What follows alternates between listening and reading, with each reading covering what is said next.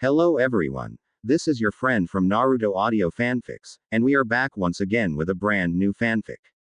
Which is what if Naruto was betrayed too many times, turned cold, and rose with Samui, Hinata Hyuga, Ino Yamanaka, Tamari and Anko Midarashi Part 2.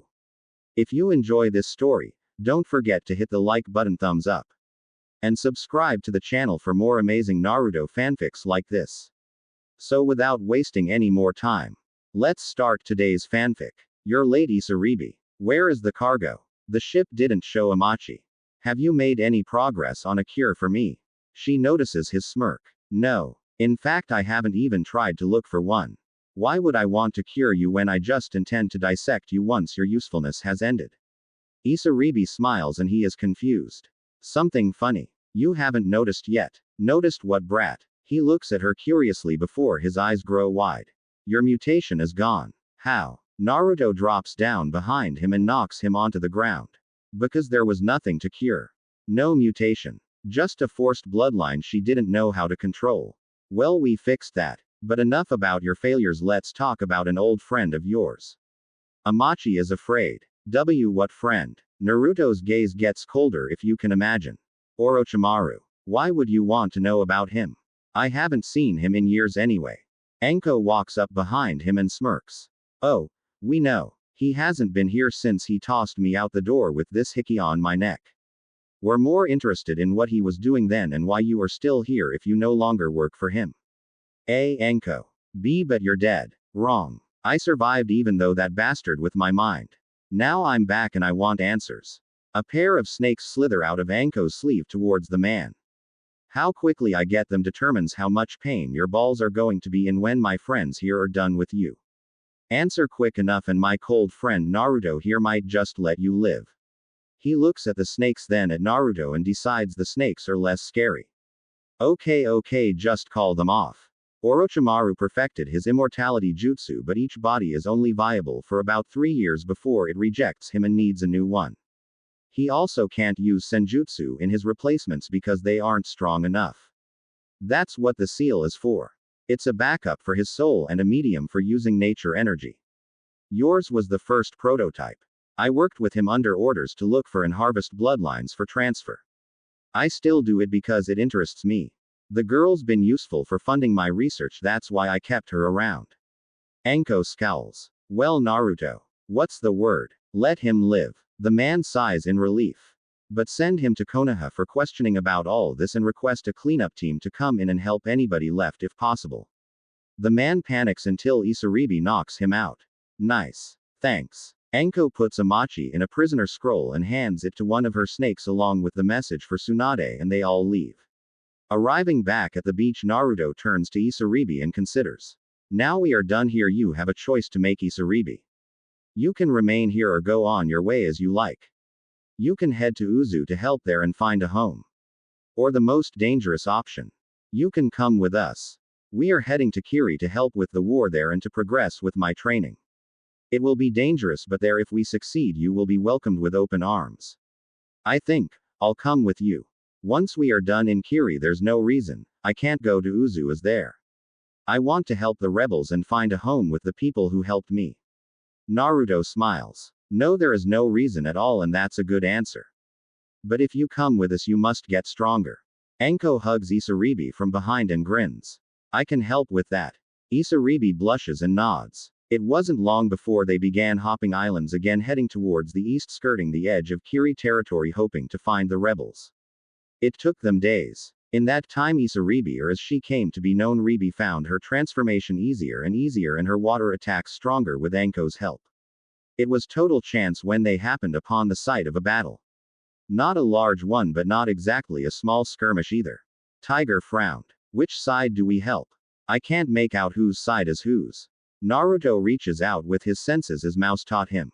He was a good sensor before, but with help he had doubled his range. He sensed the chakra of all involved in the skirmish. On has a single Byakugan eye. Most likely stolen. Another has 2 Keki Genkai. Cage level. Another is weird. His chakra is weak, but his sword seems to be shaping it oddly. A half dozen others with minor bloodlines that they don't seem to have much training in. The rest are pure water chakra.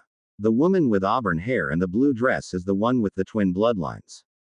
And those around her. I will do this myself. Yugao frowns. You sure? We could help. Naruto nods. She is at least part Uzumaki. I can sense it. And like that he's gone. Next thing anybody knows is a large rumble in the ground causing the group to look back to the field and the fighting to stop. With the rebels. Lady May, what is that? Shaking her head. I don't know how, but it's powerful. Feels like Yagura but stronger. Not as angry. Or at least, not at us. The swordsman whimpers. I hope it's here to help us and not kill us. She nods and the others agree. If it is, then make peace now, because I don't think we could stop it, Chojuro. Suddenly the ground around them explodes in a sea of dust, throwing the Kiri ninjas back, and the ground begins to shake. A figure is seen in the dust, rising slowly before it speaks in a low but powerful voice. You know, where I come from, people with bloodlines are loved. A little too much if you ask me, but at least they are treated as human or useful tools. But you people treat them like my village treated me. I got lucky. I just got exiled when they feared me too much, but these people get hunted down in their own homes.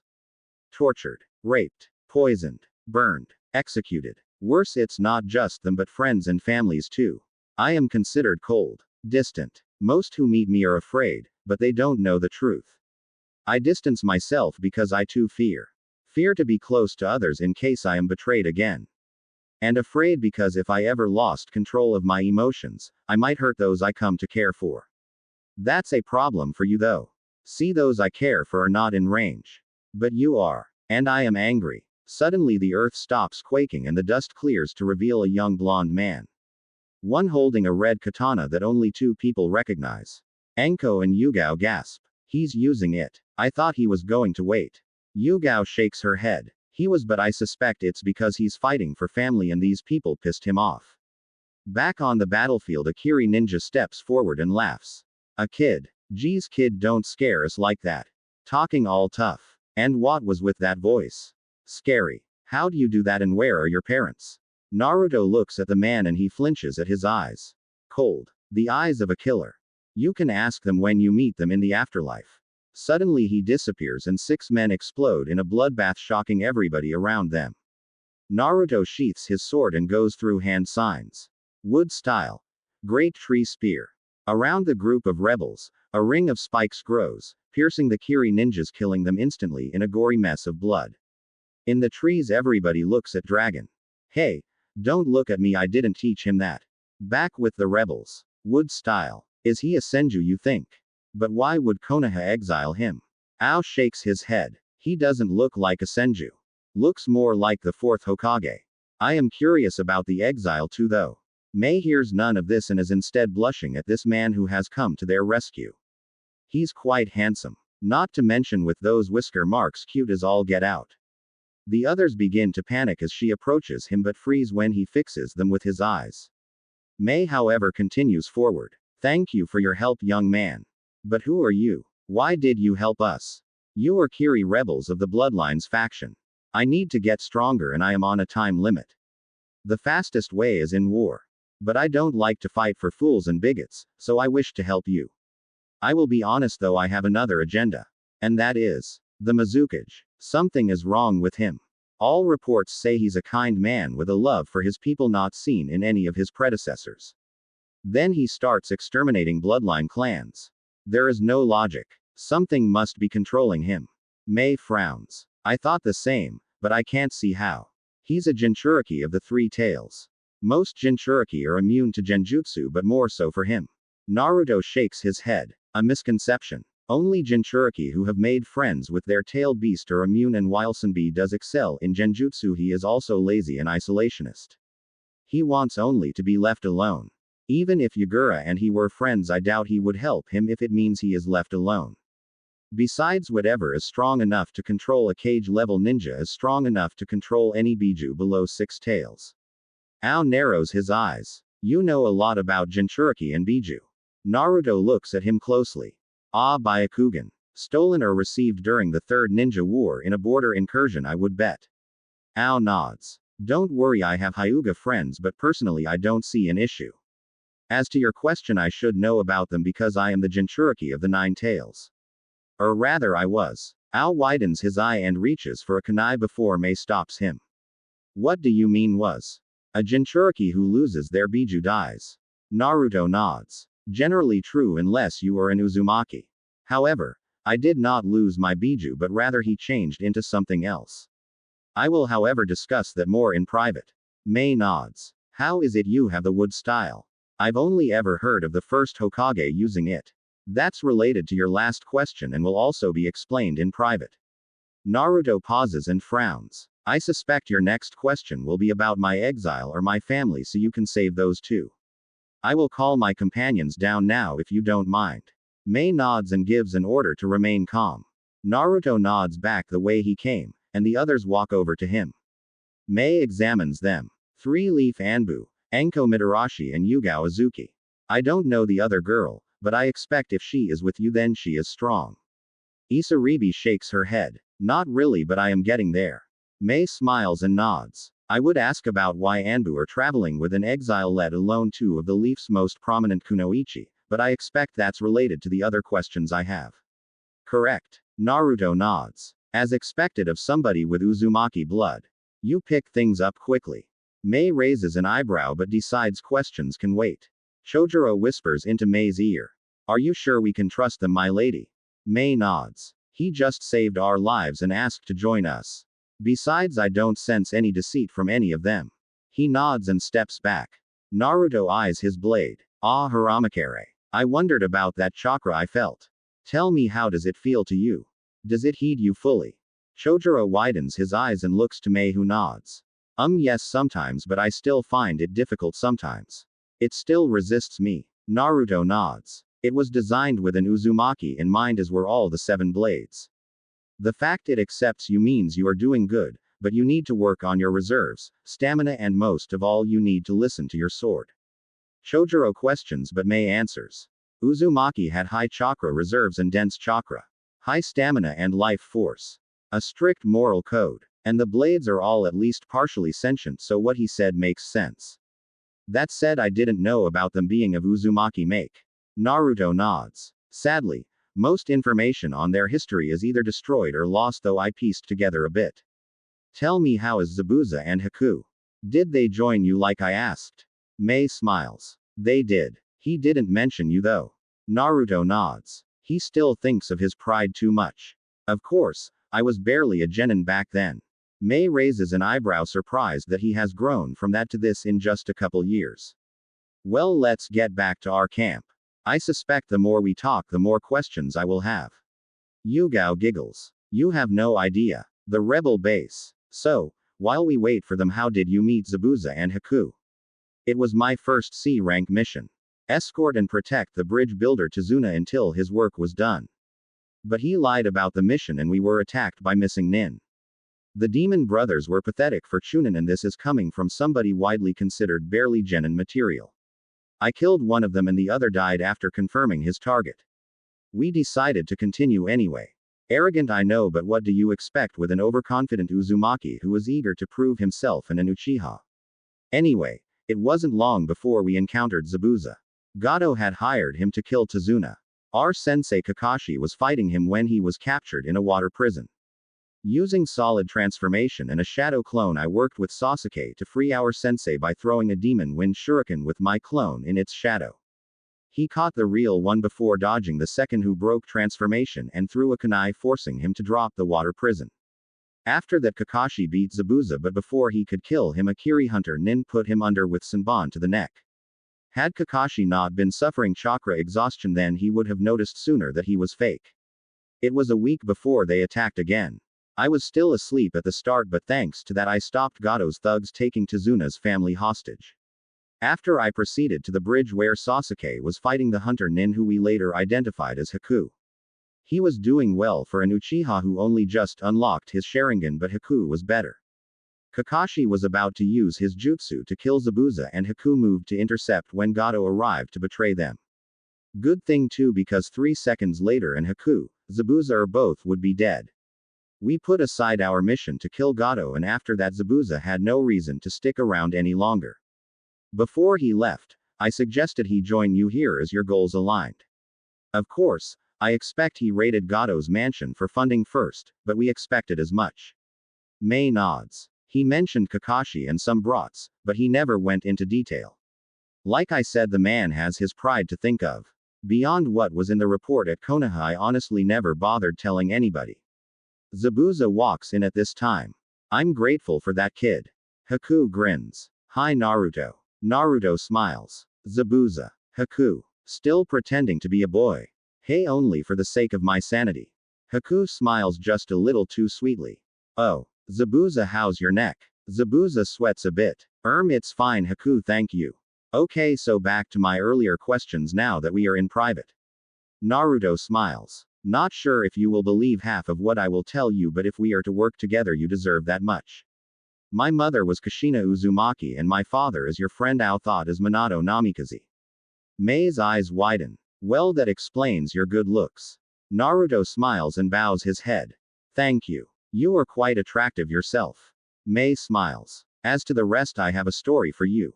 For the next hour, Naruto informs Mei, Zabuza, and Haku of the history of Shinobi, Shinju, and how he came to be the Shinju Jinchuriki. He also explained his bloodlines and his banishment along with his plans. You're right, kid, it's hard to believe.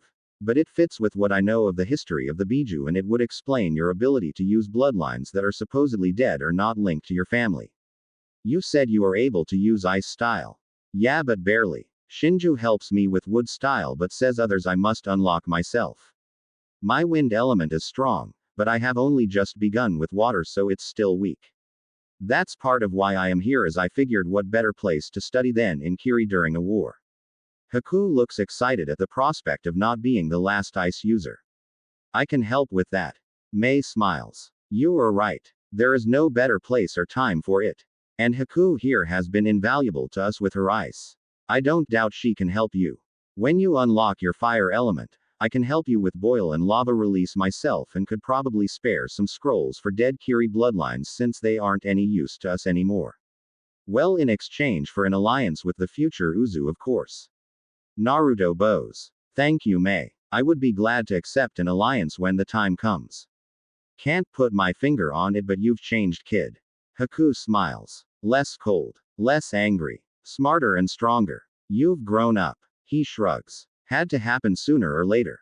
I was never as dumb as I acted though. Wouldn't have survived 5 years of my life if I was, but I will admit after meeting you two I worked hard to get stronger and smarter.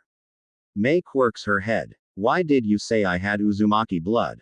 I can sense chakra. Uzumaki chakra is unique regardless of how diluted. I'm guessing one of your parents or grandparents was an Uzumaki. Given your strength and the density of your chakra, I would guess it was a female family member. The children of female Uzumaki almost always end up having denser chakra.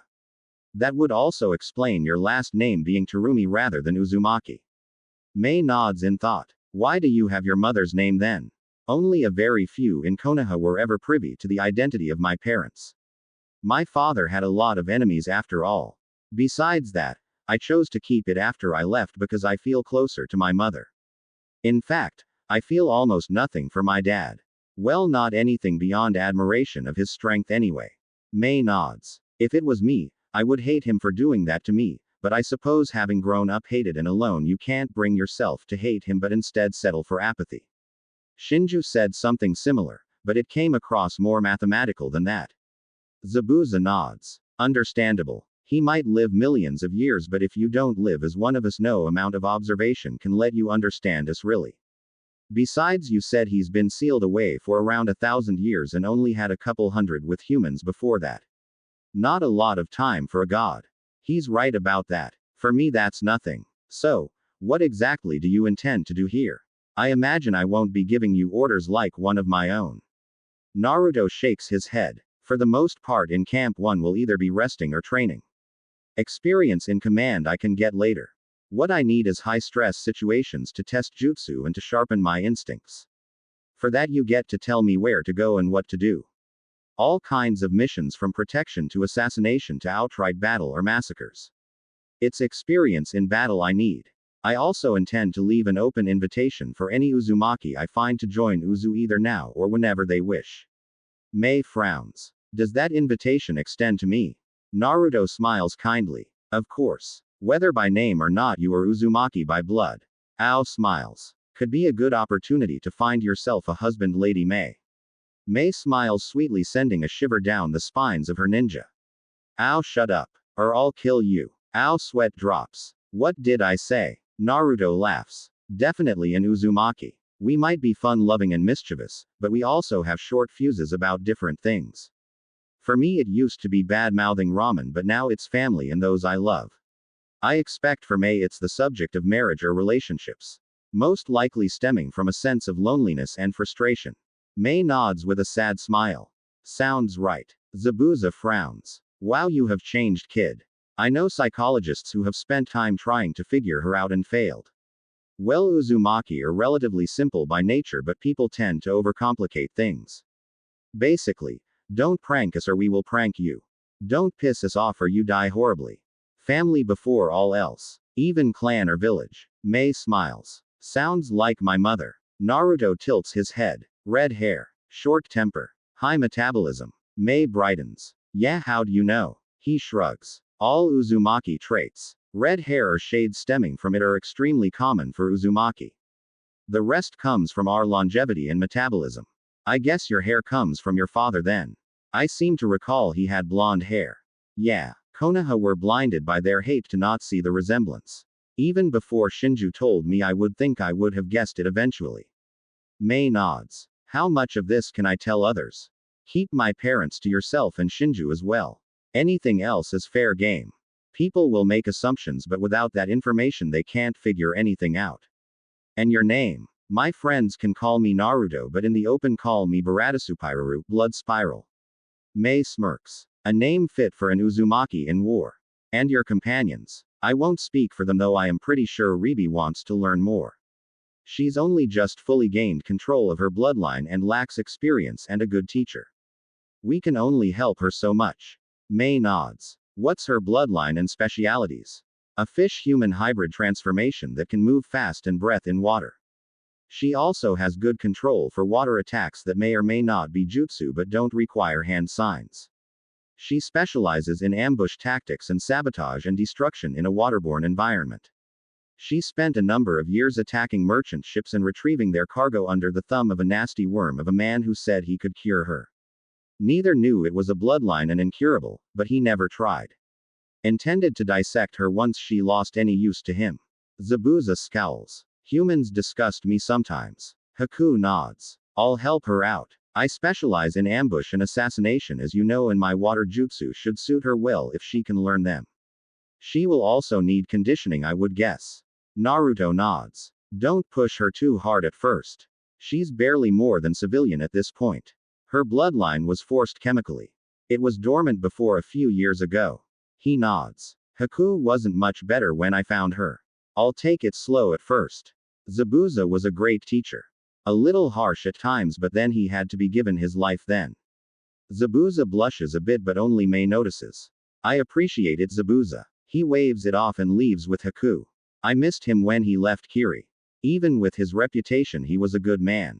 A ninja must be a killer and kill his emotions first, but just because he must do that when on a mission does not mean he must at home. Something Danzo never got. Danzo. Leader of Root in Konoha and member of the Council of Elders. Teammate of the third Hokage under Tobirama Senju and his rival for the seat. Root was a secret section of Anbu under his sole command. When my lineage came out on the day of my exile and my holdings in the village with it, he tried to kill me with his root and then attempted to put me under genjutsu with a stolen Sharingan eye.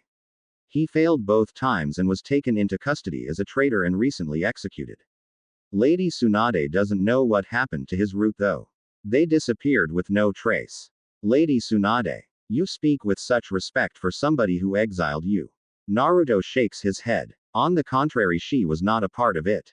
The civilian council went over her head to the daimyo. She always treated me as a son. He shrugs. As she should. She is my godmother after all. Jiraiya has little of my respect because he failed his duty as my godfather. May giggles. I don't know why, but I half expected you to call him pervy sage or something. Naruto smirks. It fits him, and I would, but honestly everybody has a little pervert in them even if they deny it. Besides, he uses it as a coping mechanism because of his life and his failure to gain the love of the one person he wants. Tsunade. Mei raises an eyebrow. I would never have guessed.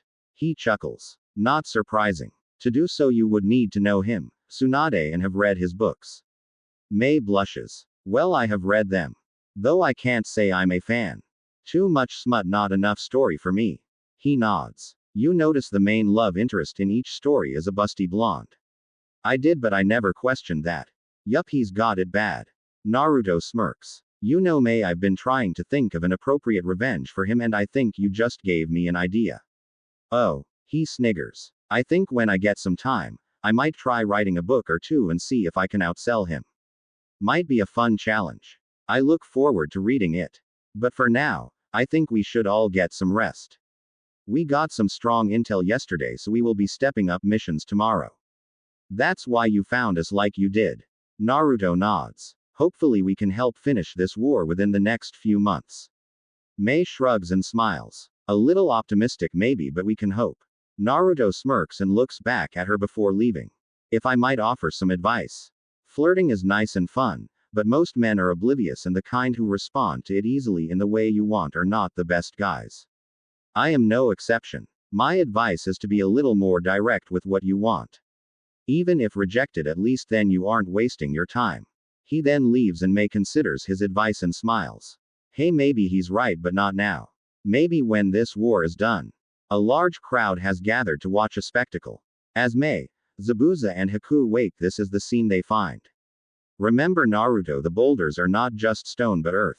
Your body provides the strength, but that doesn't mean they can't be manipulated like any earth.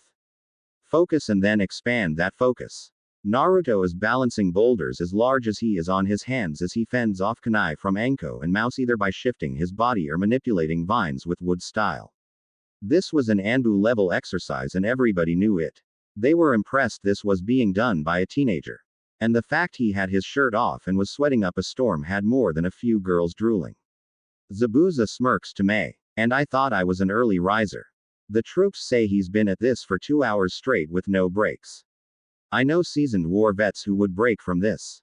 Mei nods. My own earth manipulation training wasn't this advanced, but then wood style is more delicate than lava if what I am told is true. Tiger takes note of Mei and nods. Okay kid, that's enough for now. Time to work. Naruto nods, and to the shock of the crowd shatters the boulders in his hands. Lady Mei. Sorry if I disturbed your sleep. I only sleep a few hours a night and try not to be loud too early, but I'm not always successful. Mei smiles. I was due to get up anyway. Ready for your first mission? He nods. On the next island over, a potential recruit wishes to join us, but he's boxed in by enemy ninja. We don't want to risk a raw recruit, so we want to get him out quietly. Think you can handle it? The group smirk and Naruto laughs, causing confusion. Something funny. Anko grins. The Anbu always knew Naruto would be perfect for that kind of job even before heading to the academy. Mei raises an eyebrow. Why's that? Zabuza, remember what I used to wear? Hey, you mean that kill me orange jumpsuit? Yeah, why? People often referred to it that way, but one of my most infamous pranks in the Leaf was painting the Hokage monument in broad daylight in that. I wasn't seen until I set off a smoke bomb to draw attention, and even the Anbu couldn't catch me. Eventually I let myself be caught by a chunin who I knew was sympathetic and would later be my teacher. Tiger chuckles. Don't forget sneaking into Anbu headquarters and putting sneezing powder in all our masks. Then a month later dyeing all of the Hyuga's underwear hot pink and hanging them in the street. All but one. I let Hinata out of that, if you remember. I only prank those who deserve it or who need a laugh. Sometimes for a challenge. Naruto shakes his head. My point is, this kind of mission besides general widespread destruction is right up my alley. Mei, Zabuza and Haku are all laughing. I remember trying to figure out what was with all the pink underwear in the street when I requested help from Konoha that day. I also remember asking him about it and he refused to answer for fear of a local prankster. Naruto bows dramatically. I aim to please. Anyway, give me the details of the mission and I'll see what I can do. Mei nods and hands him the file before walking off, still giggling.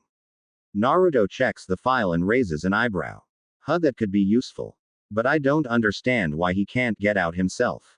Mouse's interest is piqued. Why? The recruit his swift release. Tiger's eyes widen behind his mask. Impossible. The last of that clan died fighting for Iwa against the fourth. It's the reason he is hated in Iwa. The only exception was a missing nin from Konoha named Hirako who died soon after Orochimaru left. Killed by Kakashi. Naruto frowns. So, either a family member of a hidden survivor, an experiment of Orochimaru, or a trap. It does seem too good to be true. Swift release is a bitch of a bloodline to beat. Anko looks at Naruto. Normally I would say to drop this one or take backup, but I don't think you can afford to. Naruto nods. This is a test. In that case, if it is a trap, I will try to capture an enemy nin quietly to interrogate. You were intending to teach me in that area after all.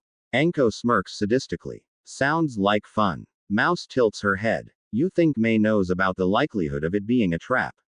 Tiger nods. That might be the point. Not much of a test if he knows all the details. Teaches him to think on his feet and good judgment under pressure. Exactly what he said he wanted. If she knows, then she is doing what we want. Dragon nods. Though it's a little underhanded. Others might be angry at this kind of move, but like you said, it's what we want and she knows that. He might want to work on it a bit though if Naruto saw through it so easy. Naruto shrugs. Can't be perfect. Gotta work with what she's got. Naruto walks away to prepare for his mission. Dragon scratches his head. Anybody notice he's growing faster than expected? Even for a Jinchuriki it shouldn't be possible. Mouse nods. The drive to survive can do that. His life does depend on him growing and fast with what's inside him. It took the whole day to get to the island as Naruto decided to take it slow since he wanted the cover of darkness for this mission and not push his luck. When the time came, he found himself uneasy. It was far too easy to enter the village unseen and find his target. He was about to reveal himself when he felt something off about his chakra. He felt no trace of swift release and worse, he seemed to be under genjutsu. Seems your instincts serve you well again. Didn't expect the recruit to be a victim though. Didn't even cross my mind. I'll have to remember that in the future. This means rescue and capture as well though. That makes this harder. Why not use shadow clones then? Because since I learned it, I've let other skills drop and have become reliant. Sometimes you need the added challenge to sharpen your skills like a blade. Moving slowly and deliberately through the shadows, he gets close to the victim and covers his mouth before releasing the genjutsu on him. Whispering to the boy, he inquires. Tell me, do you know what is going on? He shakes his head. Last I remember, my father caught me practicing with my bloodline and he panicked. I blacked out and woke up here. Don't know what happened to my mother though. Hope she's alright. Naruto nods. What's your bloodline? Mother called it Shikatsumyaku. I can manipulate, harden and even grow new bones. She said it's a dead bloodline she never expected to see again after her brother died. A Kagaya bloodline. Useful and powerful but with drawbacks. It seems Kagaya had more descendants than expected. That was her main bloodline. I wondered if the name was a connection to her. The boy frowns. I'll explain later. If it's found out, you are free, they will kill you, so we need to escape. Have any stealth training? I can move fairly silently and keep out of sight fairly well, but anybody above Chunin could spot me. My chakra signature is difficult to hide. Shouldn't be a problem. Let's go. He nods and they leave the village. Naruto was again struck by how easy this had been. Walking for a few miles, he stopped and looked to the boy. This mission was not what was expected and has been far too easy for my liking. I need to capture a prisoner for interrogation. I won't be long, so stay here and out of sight. He nods and Naruto disappears. An hour later he finds an isolated guard. Low Junin, so not in command but high enough to know something, and best of all, he's alone. Naruto moves silently behind the man and knocks him out with a quick chop to the neck and seals him in a prisoner scroll before returning to his charge. You're back. Did you find what you want? Naruto shows him the prisoner scroll and gestures to follow. We will make camp near the coast and then we need to talk. The boy nods with his curiosity piqued. An hour later the moon is getting high and Naruto calls a stop. Setting his clones to make camp, he talks to the boy. I'm Baradasupiraru. What's your name? Kusomaru. Naruto flinches. Your father was not a kind man. Kusomaru chuckles. No, he wasn't. I take it yours is not real. Naruto nods. An alias for now. Do you know of the civil war going on right now? Rumors only. We lived on the fringes of Kiri. He nods. Years ago, something happened to make the Mizukage hate all bloodlines. At first it was simply incurring a curfew in Kiri. Then it was the arresting of those using their gifts in public. Soon it was a massacre. The first few times was quiet. The extermination of a clan or two. Then survivors escaped and spread word. Soon those with bloodlines were so feared even their own families killed them, as happened to a friend of mine. You can guess where I am going. Kuso nods. Revolution and resistance. So, my father placed me under genjutsu to lure them in with promise of a new recruit and killing them. Probably resulting in my own death in the process. Which means my mother is probably already dead. Naruto nods. Your mother belonged to the Kagaya clan. His eyes bulge. Those madmen. Naruto grins. Oh, not all of them. Even those who never awakened their bloodline were prone to sickness and madness though. More so if you did. I met a Kagaya serving Orochimaru once. He was strong but he died because of his sickness, but he was sane if fanatical in his devotion to his master. You seem to have escaped that fate though. Lucky you. Kusomaru looks sad. Yeah, lucky me. Ah, don't feel too bad. Would it make you feel better if I told you of your family? This gains his attention. Naruto spends much of the night speaking of Kagaya and her family. Kusomaru listens attentively as this is information about his mother's family he was always denied. Hey, no wonder our family went mad so often. I would like to help the rebels and bring peace to Kiri. Naruto nods. That's why I came. Your bloodline was a lie but your name and face matches my file. Mission was rescue and recruitment. Kuso frowns. What were you expecting? Naruto frowns. Oddly enough, that's what tipped me off to the trap. If they had stuck to the truth, I wouldn't suspect anything, but swift release is not only a dead bloodline but exceedingly powerful. Far too good to be true and would have allowed you to escape without my help easily. You think somebody was tipping you off or just didn't think it through? Naruto shrugs. Could be either. That's why I took that guard. Well, get some sleep. We leave early tomorrow, and it will take half the day to cross to the next island. Kuso nods and goes to sleep. Lunchtime the next day. A haggard-looking Kusumaru walks alongside Naruto through the camp towards Mei. Ah, Baratasupiraru, I see you have succeeded. Any trouble? He nods. More than a little. The mission was easy enough, but things don't quite add up. Anko and I will interrogate a prisoner I took to find out more. Meet Kusomaru. He bows to Mei and Mei frowns. Interesting name. He chuckles. So I'm told. My father was not kind. Mei smiles kindly. Is it true you have swift release? He shakes his head. No, I am afraid that was a lie. I was under genjutsu and the bait for a trap. I have the Kagaya bloodline. Don't worry, I'm perfectly sane and healthy and wish to be of use here. Mei nods. I knew a few Kagaya. Not all were mad. Rain was particularly kind.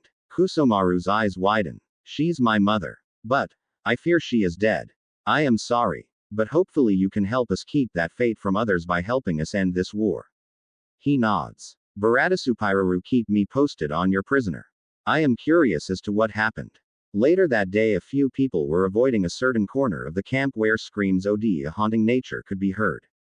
Many people shivered in sympathy of the poor soul inside the cabin recently constructed there.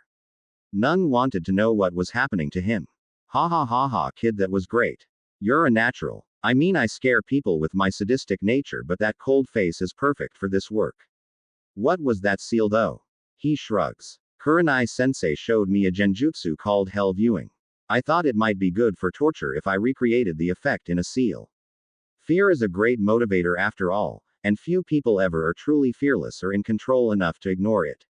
Also, since it's a seal and not genjutsu, it's unbreakable and doesn't feel like one, so the target is less aware of it. Anko smirks. Now I know why Ibiki said they would never let your mother into T&I. That's downright sinister. I love that. Naruto shakes his head at Anko's antics and goes to tell Mei the news. In her tent, Mei is dealing with the complaints and has a slight headache when he walks in. Ah, there you are. Care to tell me why half the camp is scared shitless of your cabin? Naruto looks a little sheepish. Sorry. Should have thought to put up silencing seals. I'll fix that later. Well, did you learn anything yet?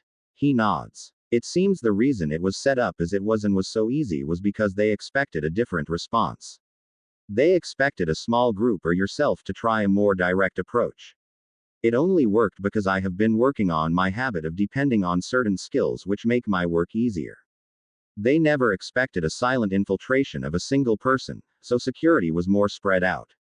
May nods. That means Yagura has finally branded me as a threat. He nods. Seems so. How do you think he will respond? If he holds to his previous nature, he will investigate what went wrong, then look for information on who is responsible and try to have them eliminated.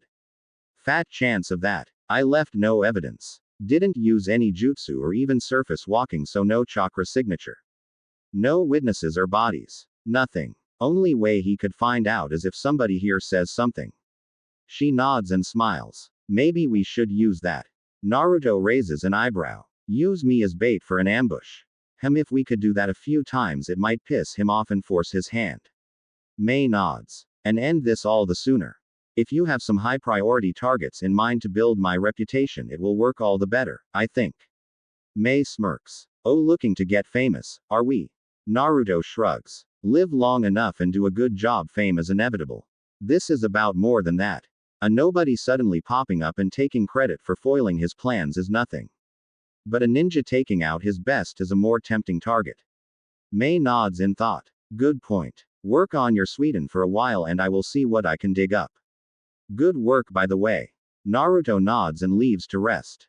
3 months of working with Haku on his Sweden and Tiger on his Doden along with going on some missions had yielded amazing results. Especially once he started using shadow clones to speed up his Sweden training. He was now capable of using most of his current wood-style jutsu without help, and his ice style was almost at Haku's level. She was talking to him about teaching him her demonic ice mirrors. Thanks anyway, Haku, but that jutsu should remain with you. Besides, it doesn't fit my style. Haku smiles sadly. Oh well. I am surprised how fast you learned though. Shadow clones are scary. Naruto chuckles. I wouldn't worry. I'm about the only person who can use them that way. Haku blushes. When this war is done, would you like to go out with me? Naruto frowns sadly. You are my friend Haku and I am grateful for the training. I do find you attractive, but I don't think of you that way. Haku looks at him. So, no chance. Naruto shakes his head and chuckles. Tsunade suggested I make a CRA for Uzu, but I told her. I will find one person to love. If my future wife wants to invite others to our bed, then I won't complain, but it must be by agreement. If you are still interested in me when and if that happens, you will have a shot at me. Until then, let's stick to friends. Haku smiles and nods. Okay. It's something, I guess. Walking back through the camp, Naruto smiles. He's become a famous person in Kiri. Assassinating high-profile commanders, rescuing valuable resistance members, the destruction of 3 enemy outposts single-handed, and the capture of the head of the Kiri hunter Nins most recently. Yagura would be chomping at the bit to get him, and soon. He didn't know the half of it. In Kiri, what do we know of this Baratasupiraru person? A council member sighs. It's infuriating, but very little. We have a description and a few accounts of him using wood style, which is confusing as people say he isn't a senju. One thing we managed to get was that he's an exile from Konoha and they are pissed at his loss. We inquired about a name as it's obviously an alias, but the Hokage has apparently clamped down on her council and nobody is talking. We got some rumors to his parents, but with him having wood style it makes no sense. A middle-aged and well-built man frowns. I managed to get information from an informant that he's responsible for springing the trap I set up 3 months ago with my son. He came out of nowhere. Investigation into it left nothing. No chakra residue, no witnesses, and only a single missing guard. Whoever he is, he has skill in infiltration that is beyond many of our own Junin and even hunters. Based on his other achievements, he is also powerful and skilled in widespread destruction. He took the headhunter Nin alive with no trace, just like my son. Yagura nods. It appears if we are to be rid of him, he must be lured out and I must finish him myself. Shu. The Junin all speak among themselves before Yagura silences them. I am well aware this is likely what they want, but this is what this was heading to anyway. Besides, I am curious about him. I am told he's quite young. Exceptional even with a bloodline, don't you think? Shu nods. Agreed. My source in the enemy camp tells me that every 2 weeks he spends a full day alone in a cabin near the sea. Nobody knows what he does, and it's the only thing he does consistently. He's due to visit again in 3 days.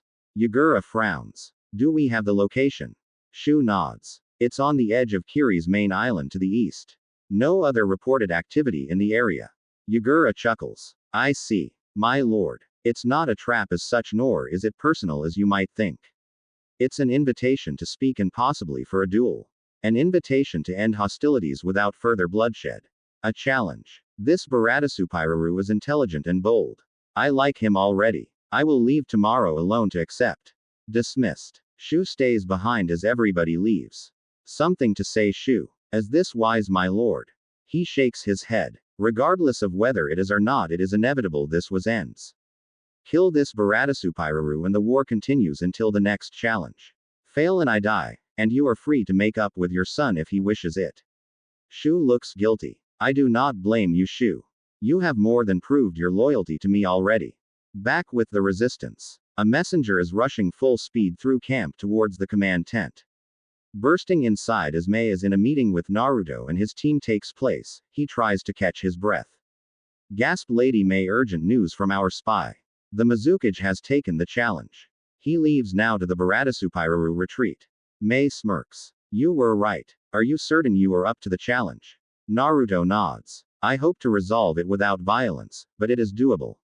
I admit this will be only my second time against another Jinchuriki and it will be a challenge, but I don't see it as a likelihood I will lose, and if I do then nothing changes. The war goes on. Mei nods. Don't be reckless. I want you back here alive whether you succeed or not. Naruto nods with a smile. Don't worry, I won't die just yet. After all, I have family now. Mei smirks. I had no idea 6 of my own were remnants of Uzu. I'm happy they will have a home again, though I had hoped it would be Kiri. Fight well, Naruto, and bring peace. Naruto leaves to pack. Enko is worried. This is his biggest challenge yet. Last time it was a crazy Ikibi, and even with Gamabunta he barely won. The tails of a Biju do not multiply evenly. 3 tails are not 3 times stronger than 1. Hana frowns. It's not. Dragon nods. More like each tail multiplies to 10 times what the last one is. The exception being the Hachibi and Kyubi, who are close in power to each other. About 20% if I am right. In all likelihood the 3 tails is about 30 times stronger than Shukaku. Of course, I don't think you need to worry as Naruto's strength has grown 100 times from then at least. It's not a sure thing, but he'll survive, I think. Mei nods. That sounds right. I could fight on even ground with Yagura as long as he doesn't release his beast completely. And he is capable of that. 3 days later, Naruto is sitting in his cabin at a table with a freshly brewed cup of tea when the door opens. Hello, Lord Yagura. Tea. Yagura smiles in amusement. I would thank you. Taking sip from his cup, he raises an eyebrow. This is good. You would be surprised what you can grow with wood style. Yagura smirks into his cup. This cabin, for example, I noticed it's suppressing isobu. Why is it not affecting your own beast though? I know wood style is indiscriminate that way, and I know you have one. Naruto nods. I had the 9, but it reverted into the Shinju a couple years ago. It's not affected. Yagura nods. That explains your wood style. Might I ask who your parents are? Naruto looks down sadly. I suppose it wouldn't hurt to tell you. Regardless of how this ends, the information won't matter. My mother was Kushina Uzumaki. Yagura raises an eyebrow in surprise. The red-hot bloody habanero. Based on your hair and features, I would guess that means your father was Minato Namikaze. Naruto nods. That explains why the Hokage is so protective of your identity even after your exile. She's my godmother. Tell me why you came here and why participate in this war. I have a few reasons. You are actually one of them. Oh, you may not notice or remember, but you did not always hate bloodlines. Can you remember why you started the bloodline purge? Yagura's eyes widen a moment and then blank. No, I can't. I try, but every time my mind blanks. When I push too hard on the memory, I black out and people die around me. I consulted doctors, but they can't find anything wrong. Naruto nods. Only a few in the wood could, and only if they knew what to look for. Looking him in the eye. Tell me, you can still control Isobu, but does he speak to you anymore? Do you remember exactly when this started? Yugura shakes his head. Isobu is never much of a speaker, but no. And the last thing I remember before this started is a man in an orange mask with a single hole for an eye. Do you know what is wrong with me? He nods. A genjutsu. Placed simultaneously on you and Isobu. Only one clan is capable of it. Uchiha. Seems the man responsible for my mother's death and Kyuubi's attack on Konoha is responsible for the bloodline purge. Can it be broken? I know some Sharingan genjutsu are impossible. Naruto nods. It can, but it's risky. See, genjutsu don't usually work on Jinchuriki because the Biju hate to be controlled and break them. It takes skill to do it. To break this one is simple. I just need to free Isobu from it first so he can release you. Yugura smirks. Hence the suppression of his chakra. If the jutsu is based in him, then he would stop as talking under the jutsu's command. Sadly, it also means he must be released to break it. Are you certain you are up to the task? I won't say it will be easy, but I can do it. The issue is what happens after. There will be many who blame you regardless of the reasons. Best case you step down as Mizukage. Worst case a public execution, though I expect Mei will prevent that. Especially once I tell her about the Akatsuki. Yugura perks up at that. That name is familiar. But why? Kisame is a member. They are taking the Biju from their Jinchuriki. Yugura nods. Ah yes, Kisame. He disappeared about the time this all started. So how are we going to do this? Putting his cup down. As I said, Biju hate to be controlled. Isobu might be under genjutsu, but from his perspective I am suppressing him. As soon as that stops, he will force his way out to kill me. Let him out, but try to hold him back if you can. It will make it easier to break the jutsu. Before we do that, can I ask your other reasons? I admit I am curious. Naruto nods and explains the need to get stronger before Shinju is released. I see. So, you are on the clock, so to speak. Very well then, let's not waste your time then. As they walk together through the woods, Yugura stops in pain. Seems you were right. Isobu is quite upset with you. He sucks to be you. Good luck. Naruto steps back and Yugura transforms into a giant three-tailed tortoise. Isobu lets go a roar that can be heard throughout Kiri. Naruto remains unaffected. One tail Naruto. This is your challenge, so it's all I will allow. I hope it doesn't come to that, but thank you. Isobu. Remember yourself. You are being controlled. Break it. RGGGG.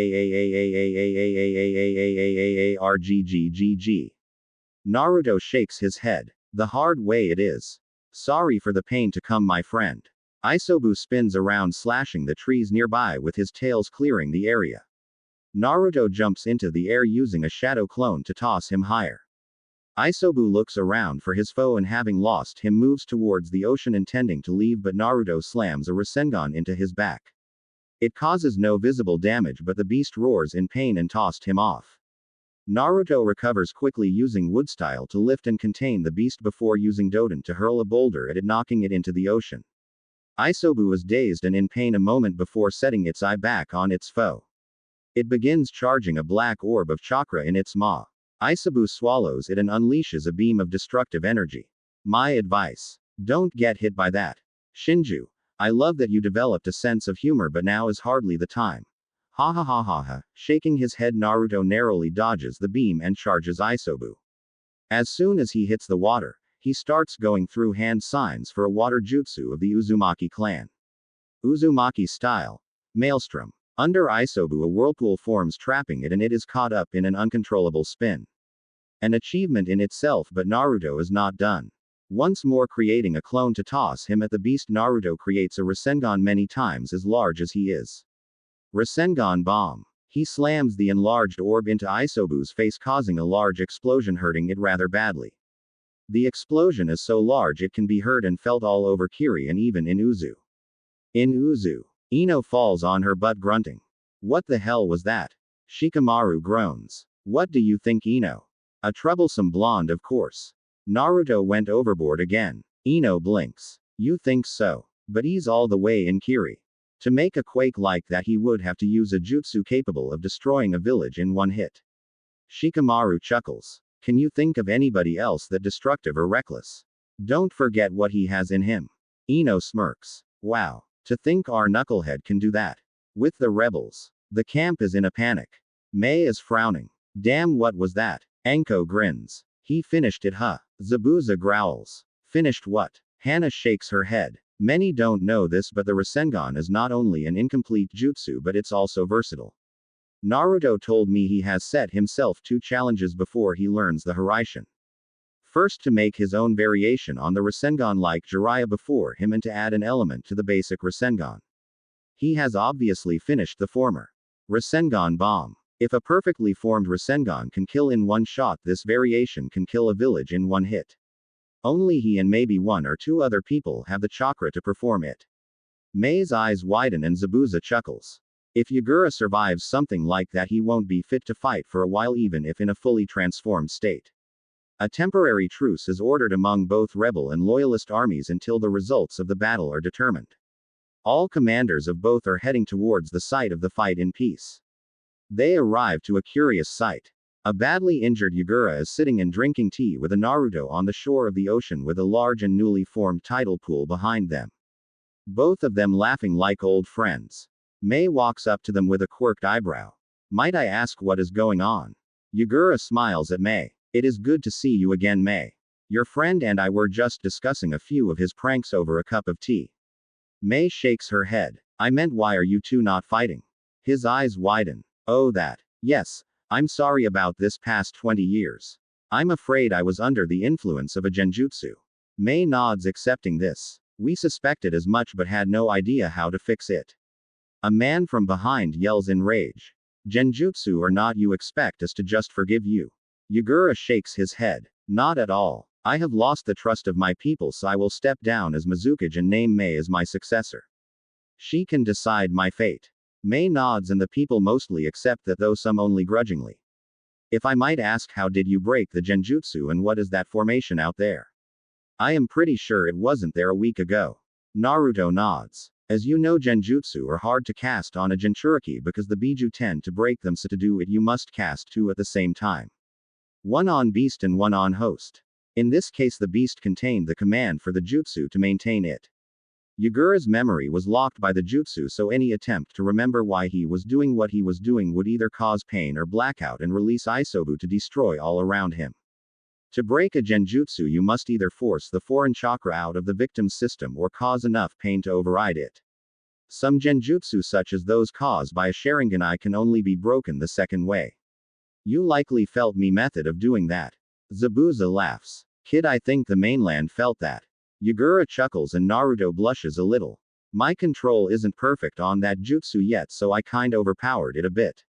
Isobu says it's his first time experiencing shellshock. He also thanks you, by the way. Mei frowns. Sharingan, huh? Is Konoha responsible? Naruto shakes his head. No. Yagura remembers a man in an orange spiral mask with one eye. That fits the description of the man who controlled the Kyuubi on the day of my birth and is responsible for my mother's death. Mei's eyes widen, then looks at Naruto with sympathy. Sorry. Don't be. You didn't know. As for Yagura, I believe we will put you under guard until we can determine for certain if you are at risk of falling under control again. Naruto and Yagura nod. I would suggest in a place only you and a select few know of under heavy guard. Why's that? Yagura nods. Akatsuki. Yeah, a group of 9S class missing nin who are hunting the biju to reform the jubi. They have no idea they are being manipulated, and I doubt they will listen to reason. Known members include Kisame Hoshigaki and Itachi Uchiha. Though given recent events in Konoha, I would question Itachi's loyalty to the group. Just between us. Mei nods. I see. Well, first thing is first, we should head to Kiri to make everything official, then we can talk and share intelligence. After that, I believe a celebration is in order before we begin rebuilding. Yagura smiles and Naruto nods. Word spread throughout the nations quickly following their return to Kiri of the end of the war and the hero who made it happen. Naruto also discovered a new horror in life he had only seen from the other side. Fangirls. For him there was no celebration but rather a week-long game of hide, seek and run for your life. Even Shinju had come to fear the common fangirl. If Kagaya was a fangirl, she would have destroyed this world with her power. Before this day I have never felt true fear. I pity you, Naruto. I know the secret to beating the bane of all Kage, and I have faced 2 biju, but even I would fear the horror of fangirls. Write that down. That sounded good. Might be useful in your book. Naruto pauses mid-step and slaps his face. Damn, I am stupid. Shadow clones, of course. Naruto creates 100 clones and has them scatter, taking positions around town to keep the fangirls busy. Fear makes even a genius falter. Fall to the power of the fangirl. Oh, can I use that? That was great. Shinju feels a slight pride and agrees. I think I finally understand how Jiraiya feels when writing his books. I just hope I don't start giggling like a pervert. There are worse things than a pervert. Hey, yeah, like a super pervert. But I get what you mean. I don't think those things bear mentioning though. Like fanboys. Hey, I want to rest in peace when I die, not in eternal torment. Don't paint such images in my mind. Hey, sorry. Zabuza sees Naruto and smirks. Escaped those fangirls, I see. Naruto sighs in relief. Yeah. Oh, how's Ribi? Well, she's a model student. You were right, she has a real talent for Sweden. At this rate, her control will be better than mine this time next year, and she can go to Uzu happy. She told me that was her goal. Disturbingly honest, that one. Naruto nods. She's a good person at heart. Zabuza frowns. So, when you leaving? Soon. With the end of the war, my goals here are complete until I take control in Uzu. He nods. Haku will be sad to see you leave. You know how she feels for you. He nods. We've talked about it. I don't feel the same. I'm not against an open relationship if the wife I choose agrees and Haku really wants something between us, but Haku is my friend and nothing more for now. Zabuza nods. Not happy about that, but at least you're giving her options and not breaking her heart. Anyway, Mei said she wants to see you. Naruto nods and goes to the Mizukage Tower. Ah, Naruto, I have a mission request for you. Naruto raises an eyebrow. Huh, that was fast. Mei nods. They originally contacted Konoha for Kakashi, but he told the Hokage to send it to you thinking it might help you. How's that? Well, we gave you our scrolls on the Yuki Jutsu at Haku's request, but originally her clan came from Snow Country. The client is a movie director for the Princess Gale movies to protect their actress on a film trip to Snow Country. Might help you with your ice jutsu to go there. Naruto nods. Yukie Fujika's. She's popular in Konoha. I saw her first movie. Good story, but I think the effects needed work. Well, it won't hurt to speak to him at least. Mei nods. He's in town now shooting a few scenes. Name's Sandayu. Naruto nods and walks out to meet him. Thanks, Mei. If all goes well, I'll see you again in about 4 years. Mei smiles. A time to celebrate a new leader in Uzu. I look forward to the party. Naruto grins and leaves. 30 seconds later, Mei laughs hearing Naruto yelling in fear. Fangirls found me again. An hour later, Naruto and his team were meeting with Sandayu, who's in a panic. Find her. Something wrong, Sandayu. Ah, are you this Baratasupiraru I've heard of? He nods. Good. My lead actress has run off. Seems she's against going to Snow, but I'm on contract. Naruto frowns. I haven't agreed to take the job just yet, but I can help find her. Hana, I suppose you wouldn't be able to sense here since you never met her. Sandayu, do you have anything with a scent on it? Oh yes, the tiara she wore this morning, will that do? Hana nods and takes it. Showing it to the triplets, they take a sniff and immediately walk off down the street. 15 minutes later, they stop outside a seedy-looking bar and Naruto frowns. Let me take care of this. He enters and walks up to the bar, sitting beside a decidedly drunk woman. Hey cutie. Share a drink. Sure. Least I can do for Princess Gale. PFF, that old fool Sandayu send you, did he? He shrugs. Hired me as a bodyguard for your next shoot. Haven't decided whether to take it or not. I advise not. You'll only die. Many have tried. I was thinking not anyway until I felt the chakra in this room. Tell me, why would Ice Ninja take an interest in an actress? Yukie's eyes widen. Don't panic. Their objective appears to be observation for now. But I'm guessing Kakashi's sending me this job, and all this means you are more than you appear. Life there was hell for me, and going back will mean my death. I refuse. I know all about hell. PFF, what would you know? My own village tried to kill me for the first 8 years of my life. I lived on the street from age 4 and ate garbage to survive. When they failed, they tried to sabotage my education. When I grew too powerful, they had me exiled. Bullshit. No child could survive that alone. Really. I know a boy whose own father tried 5 times to have him killed. He's now K's cage. I survived for two reasons. What is sealed within me and my will to win their acceptance. Over time that will broke, and I became cold. Stopped smiling. Stopped trying to make friends. What happened? You sound plenty cold but not like you are describing. Naruto chuckles. You could say I found God, but more accurate to say a demon changed into one and helped me realize I was wrong. You might not believe that, but then you don't know the origin of the Biju, so I can't blame you. My point is this. Whatever you are hiding from has found you, and regardless of if you go to snow, it will find you. Your chances are better with me and my team. Your choice. I'll be outside. Naruto gets up to leave and Yukie frowns considering his words. 2 minutes later she downs her glass and walks out to meet him. Fine, but I still say we all die there. Next day they were all on a ship to snow country. Waking up with a hangover, our actress finds a glass of water and painkiller on her bedside table.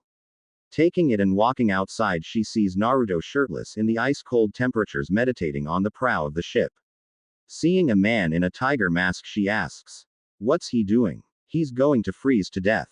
He's speaking to the Shinju." "Wait, he was serious about that?" Tiger nods. Baratasupiraru rarely lies. The term for people like him is Jinchuriki. They usually have higher body temperatures than the rest of us and never get sick unless their demon, or in this case God, allows it. He could drink the strongest stuff in the world all day and never get tipsy. Ninja are weird. Anko laughs. Girly, you got no idea. Within the mindscape. So how am I progressing? As you get stronger, your body will change. The first has begun already. Slowly your hair is turning red like your mother's. Next will be your teeth. Less sharp. Then your body musculature will grow denser. Then your bones. Finally, your whisker marks will fade, though not completely. And last of all, you will unlock the Shinjugen. The God Tree's Eye. How close am I to mastering the elements? There are 3 stages to each. Konoha regards second stage in all but fire to be mastery. Suna the same, but with wind, and so on and so forth. In Sweden, Doden, Futon and Raiden, you are at stage 2. In Kaden you get a stage 1 inherited from Kurama. The secret to mastering each element can be found in their respective country, with the exception of Sweden, which was only mastered by the second Hokage. Lucky for you, I can help with that once your chakra coils grow a little more. Likely soon after this mission. Fire mastery, though, can be done as soon as you return to the mainland. Tiger can help you with stage 2 until then. Naruto opens his eyes to see a glacier ahead and Sandayu is yelling about shooting a scene. Tiger eyes up. We aren't alone on this glacier. He nods understanding and relays the message to the others. What's it like having a god in your head? Not as bad as you might think. He doesn't quite understand humans, but he gives good advice and helps with my training. Though he's developed a sense of humor, unfortunately. He's funny, but he has bad timing for it. Priorities aren't huge to somebody without age. She nods. Your friends from the bar are on this glacier. Stick close to my team if anything happens. After a productive morning of filming, the crew is about to pack up when a hill on the glacier explodes and 3 figures rise out of it, moving at high speed towards them. Naruto intercepts and punches the leader in the face, shocking them. Surrender the princess, punk, or die. Naruto looks at him coldly, making him shiver. So, she's a princess pretending to be an actor pretending to be a princess. Ironic. Who wants her? She's a threat to the rightful ruler of this land, Dodo Kazuhana. Naruto nods. One last question, and do try to get this right. She's protected by 3 Anbu, 2 ex-Anbu and a high Chunin. Even if you did take me down, what makes you think you could get past them? The pink-haired woman answers with a smirk. We're wearing the latest chakra armor, brat. Jutsu are worthless on us. So, you are saying a strong ninja only has to have strong jutsu? That's you answer. The man with a metal arm laughs. No, we are saying no matter how strong your jutsu or they are useless against us. Naruto smiles and the leader Nader shivers. Something is not right about this kid. I know I seen him before. But where? Care to test your theory? The man rears back his metal arm to throw it at him, only to miss as Naruto dodges and closes the distance in the blink of an eye and smashes a Rasengan into his armor. It looks like it will hold for a moment, causing the man to smirk until they all hear a crack and panic. Naruto smashes through the armor and man all in one blow, causing a rain of blood in the snow. Mizor. Fubuki, retreat now. Both remaining ninja leave in a hurry as Naruto walks back to the ship covered in blood. The director mutters to the cameraman. Tell me you got that. The cameraman smirks. Yup. As he passes Yukie he smiles. So, a princess huh? This just got more interesting. As they board the ship Naruto speaks to Sandayu and Yukie. So, what's the real story here? Sandayu sighs and tells Naruto about the princess and her escape from her uncle after her father's murder with the help of Kakashi. He also tells him about the plan to inspire the people to rise up against Dodo so Koyuki Kazuhana can reclaim her throne. I don't want that. My father always spoke of the coming spring, but it's always winter here. Always cold as ice. I have no interest in ruling this country. I would never be a good ruler anyway. I only play a princess. Naruto shrugs. Like being a parent, nobody can really teach or tell you how to rule well. You just have to act the part and try your best. Nobody said you had to rule without help though. That's what advisors are for. Face facts here. You may not like this place and feel you are not the right person to rule, but your people need you. Dodo is a tyrant and a nasty one at that. Consider that as bad as you might be, you couldn't be worse than him. You act the part of a princess. So then do that. Nobody's perfect and everybody makes mistakes. So own them and fix them. That's how you will rule. Naruto walks away and Koyuki frowns in thought. Hana smiles. That's the second time I've seen him act like a leader in that way. Kid's gonna do Uzu proud. Uzu. Mouse nods. Uzushiogakure. The island nation of the Uzumaki clan that fell at the start of the Third Ninja War. He's rebuilding it and gathering the remnants of the clan. He will rule them in a few years when he is strong enough, and I suspect he will rule well. Like a king. Tiger shakes his head. Close but more like a cage. He doesn't know when to give up, does he? Hana chuckles. My brother once told me something about him. Said he doesn't give up or go back on his word. That's his nindo. His ninja way. Koyuki smile a little at that as she watches him. Then she frowns. Does he dye his hair? Anko looks at her funny. No, why? His hair is slowly turning red. I didn't notice until now, but there are more red streaks in it than when we first met. Dragon nods. So, there is. I'll ask him later about that. A few days later Koyuki had gone missing again after another shoot. Anko was laughing. Well, if she ever quits being an actor or princess, she might make a good ninja. Naruto shakes his head and leaves in the direction he can sense her chakra in. It didn't take long to find her. So why are you running this time? I told you I don't want to do this. Naruto shakes his head. I'll make you a deal. I kill Dodo and then you can decide. You speak of killing so easily. Doesn't it bother you? I kill who I must. I try to save those who deserve it. Yes, it bothers me, but I don't lose any sleep over them because I know I have done what I can to make most people's lives better by killing monsters. As a ninja, killing is always going to be a part of my life. Do you remember your first kill? He nods. Everybody does, even if they try to forget. For me, it was an accident. A drunk villager tried to kill me on my birthday. It was one of my better ones because I managed to avoid the mobs. He came at me with a knife and I ducked. He tripped over my prone body and collided with a wall, and the knife slipped between his ribs. He was dead in seconds. It wasn't the first time the villagers complained to the Hokage calling for my death, but it was the first time I was brought before the village council. Even after all their trying though, the evidence was against the drunk, so they were forced to let me go. I was 6 if you were wondering. My second kill was more deliberate. My first C-rank mission, we were attacked by 2 Chunin missing nin. I killed one and the other was killed after giving us information. The demon brothers Maizu and Gozu. A child so young should not be forced to kill. Naruto shrugs. Who was forced? I chose the life of a ninja. It was that or live with the villagers' hatred my entire short life and have no way to defend myself. Besides, for the most part, genin don't even get to see death until they are older unless the village is at war. Koyuki frowns. Sandayu said you were a war hero. Yet you don't belong to a village, and your friends said you were going to rule a village you were rebuilding. Naruto nods. I need to get stronger. My seal was designed for the 9 tails and Shinju is a lot stronger. It can't contain him even though he is not trying to break it. When it does break, he has 2 choices. Without his body he will fade outside the seal, but he has chosen to pass on his knowledge and power to me. The problem is it will kill me if I am not strong enough, and if the seal breaks before then I will die. It's long been proven that war creates the strongest ninja. The first and second Hokages and the Sannin are proof of that. So, I helped the rebels in Kiri win their war. I had other reasons as well which were more personal, but that's not important right now. I see. And your hair. I know it was blonde when we left, but it's changing.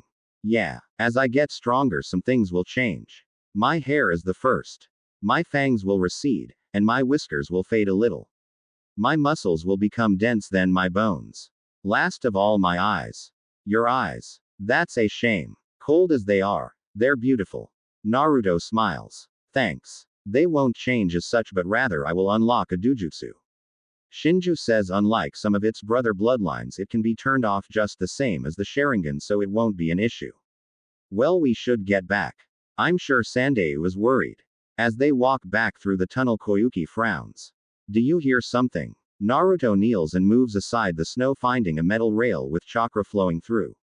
I hate the technology in this country. Picking Koyuki up, he runs as fast as he can.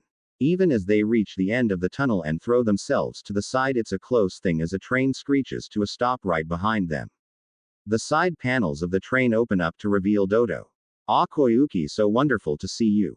You have grown beautiful. Please come closer so I can get a better look. Sandeu and many samurai reveal themselves from behind a bluff, and he yells at Dodo. I have waited many years to avenge my lord. I am Sandeu of the 2nd Legion, and I charge you with treason. Dodo looks bored. I thought you got rid of all these rebels, Nader. Me too. I will rectify that. Raising a hand, the side of the train opens up to reveal a wall of kunai launchers. Fire. Thousands of kunai arch into the air at the rebels who are charging down the slope. It would have been a slaughter if a wooden wall had not risen out of the snow to stop most of them. Damn. Some got through. Releasing the wall, he then smashes the train with a Doden pillar. In the destruction, Naruto had missed Fubuki swooping down on her wings and snatching the princess before retreating to a blimp which had detached from the train and was out of his range. Tiger grunts. This makes things more complicated. Naruto shakes his head, watching the blimp get further away. No, it doesn't. Dragon looks at Naruto. How so? Naruto grins and they shiver. Now I don't have to look for Dodo. Looking at them, he grows cold again. Remain with the crew and provide medical and protection until I give word. I'm going after the princess. Sandeu, who has been listening, frowns. Even a ninja would have trouble keeping up with an airship. Naruto drops his weights, cracking the ground and causing him to fall. Looking at Tiger, he nods and takes off at a jog before breaking into a run and flashing out of sight. Hana shakes her head. I never noticed the weights. When he finally learns Hiraishin, he's going to be more feared than his father. Anko laughs. Keeps going the way he is, and he won't need to learn it at all. 2 hours later, the airship is in sight once more, and Dodo is rather angry. Fubuki hold him off. Saluting, she takes off after Naruto. Naruto intends to ignore her until she begins dropping ice bombs. The ground around him cracks and icicles rise from the explosives attempting to skewer him. Naruto dodges them easily, frustrating her. Gah. Stand still, bastard. You remind me of a friend of mine. Sakura Haruno. Any relation? Fubuki frowns. Haruno, my family used to be named Haruno before we left the land of fire. Might be a distant cousin. Why? Still trying to bomb him? Naruto frowns. I have unresolved issues with her. Care to help me with that? Blinking in surprise, she pauses. Oh look, you're cute and all, but I kinda gotta kill you. Naruto grins. I think you misunderstand. It's not love but anger. Doden. Hammer. A giant stone warhammer grows from the ground and Naruto tosses it into the air right past Fubuki. She grins and turns to him. Missed. She then frowns as she notices he's once again going through hand signs. Raiden. Mjolnir. A bolt of lightning arcs past here and once again she is confused. Do you have lousy aim or something? You really should keep your eye on the still moving object. What goes up must come down. Her eyes widen before she is driven into the ground by the electrified falling hammer. Barely alive, she looks at Naruto. How? Your armor can absorb chakra and maybe even elements, but enough physical damage and any armor will break. Doden is perfect for that. Raiden just gave it that extra hit. Ice style. Wolf Fang Avalanche. Naruto turns to a mountain nearby which has erupted into an avalanche with white snow wolves at its head. He takes a moment to think of a response and smirks. Going through hand signs, he slams his hands into the ground and suddenly a wall of roots and new trees erupts from the ground, stopping the avalanche, causing Nadir to frown. Wood-style secret technique. Nativity of a world of trees. Feel honored. It's a jutsu not seen since the first Hokage. Whipping his head around, the last thing he sees is his own body as it falls to the ground dead. Naruto had beheaded him. Walking back to Fubuki, he pauses to look down at her. You will survive your wounds. Then you have a choice. Serve the princess or move to Konoha to find your family. I don't care which, but I am done with you. Fubuki chuckles with a mouth full of blood. Issues resolved. Boy, wish I knew what she did to you to make you that angry. Naruto smiles and nods. Let's just say I once had feelings for her, and she responded in the worst way a girl can, and leave it at that. Naruto walks away, leaving her to puzzle over that. Finally arriving at the location of the airship, Naruto walks towards Dodo, who hasn't noticed him yet. Finally, the Kazuhana treasure is mine. Inserting a crystal Naruto had seen on Koyuki into a machine, it lights up and the ice cracks. A number of tower-sized pillars rise out of the ice all around the mountains around them. A heat engine. Where's the money? A hologram appears above the lock. Koyuki, my daughter. If you are seeing this, then I have died before I could realize my dream. I am sorry. I once told you I wanted to bring spring to this frozen land. This chakra engine is the culmination of all my years' research to achieve that. Rule well, my daughter, and pursue your dreams with all your heart. Another hologram of a younger man and Koyuki as a child appears. So what kind of princess would you like to be, my little snowflake? Good. And kind, but always fair. But I have another dream. Oh, and what's that? I want to be an actress. Koyuki is smiling with tears in her eyes. I had forgotten about that. Dodo is ranting and raving about stupid brothers and killing everybody and invading other countries as Naruto makes himself known. You know, you never did ask my name. You might have just given up if you did. Sneering at him, Dodo spits at Naruto. And what's your name? Naruto smiles. Baratasupiraru. Dodo frowns. Why does that sound familiar? Think Kiri. Dodo frowns further before his eyes widen, but before he can open his mouth, Naruto has buried his fist into Dodo's gut and cracked his armor. How much can I handle? 3 tails. Almost 4. Good, hit me. I want to finish this fast. Nobody had noticed the film crew had arrived soon after Naruto had started speaking and were filming everything. I see your reputation is well earned. That was quite a punch. Naruto ignores him. Princess, please move towards the airship. I am going to finish this now and it will be messy. She nods and runs. Dodo is already going through hand signs for his best jutsu. Ice style. Twin black dragon blizzard. 2 black dragons made of ice rose up and chilled the air around them, causing a blizzard to form, and then charged at Naruto. Mere inches before they hit him, an explosion of pure power erupted from him, shattering the dragons and the ice around him, causing the eyes of everybody nearby to widen.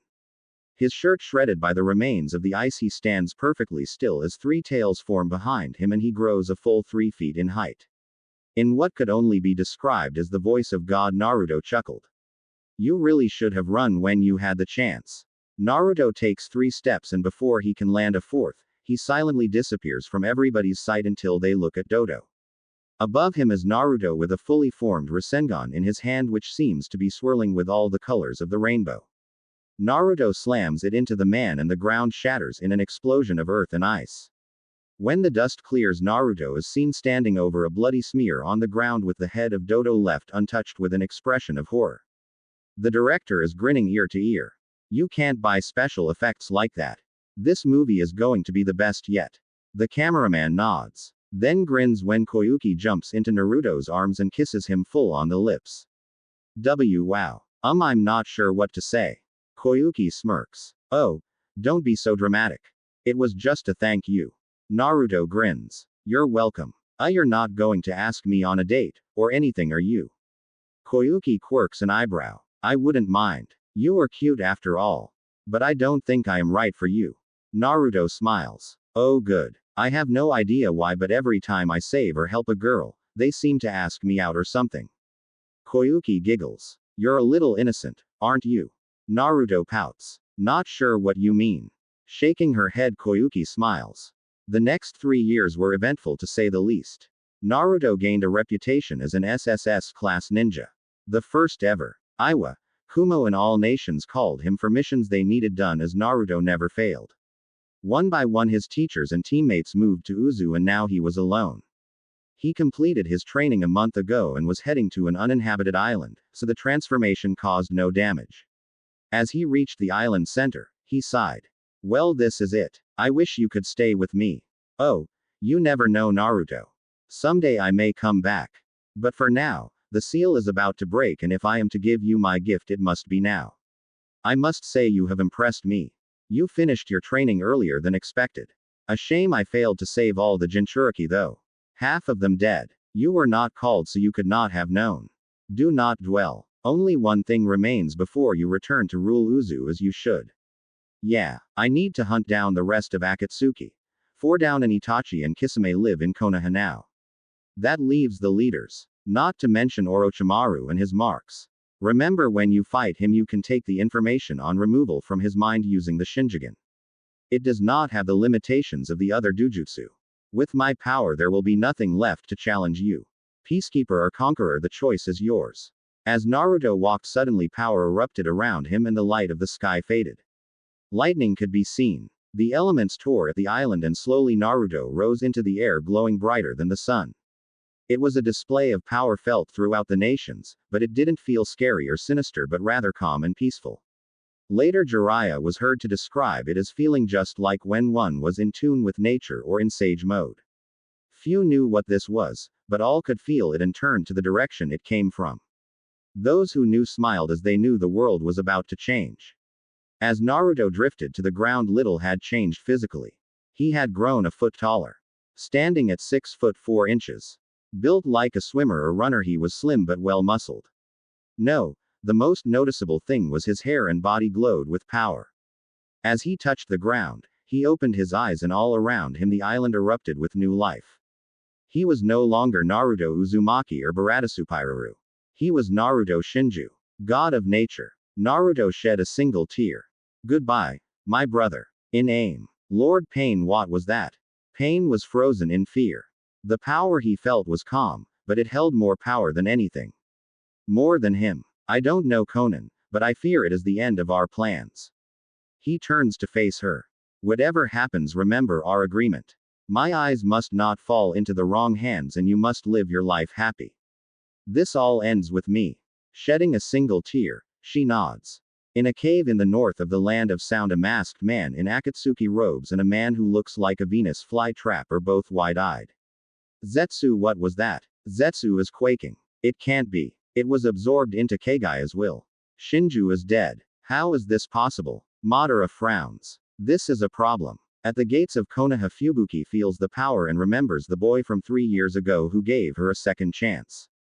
She had served faithfully and finally she was seeking out her family. Tsunade and Shizune are in the Hokage's office with Sakura sharing a cup of sake. So, the day has finally come, Lady Tsunade.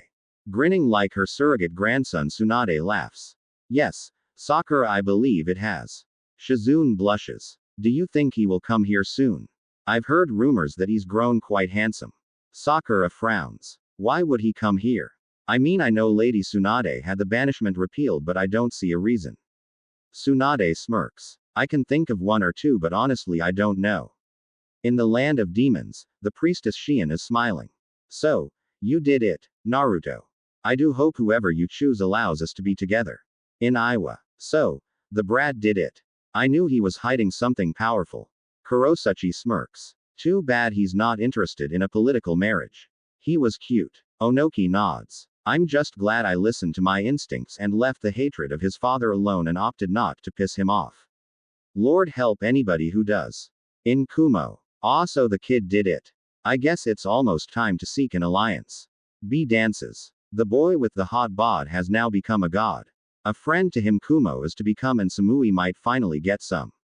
Shut up, Bor, face the iron claw. Yugito is smirking. To be fair to B, Samui does need to get some. She's way too uptight. In Uzu there is a celebration going on. Over the last 3 years, Naruto had found far more Uzumaki than he ever hoped for, and they were all happy about his ascension because it meant Uzushigeker was finally going to be complete once more. The clans were just happy Naruto was coming home. Naruto is the property of Masashi Kishimoto. Sorry if I spelled that wrong. Oda Orochimaru was sweating.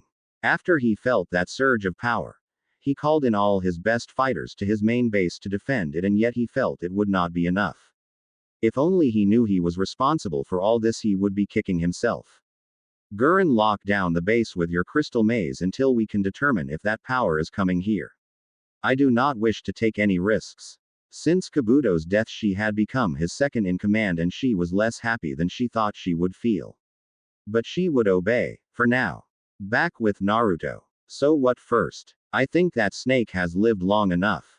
Naruto disappears in a golden flash and appears outside a giant crystal dome. Huh. Dad would be curious. Hiraishin without a seal. Looking up at the crystal dome, he whistles in appreciation. Impressive crystal style control. I wonder how he will react when I tell him.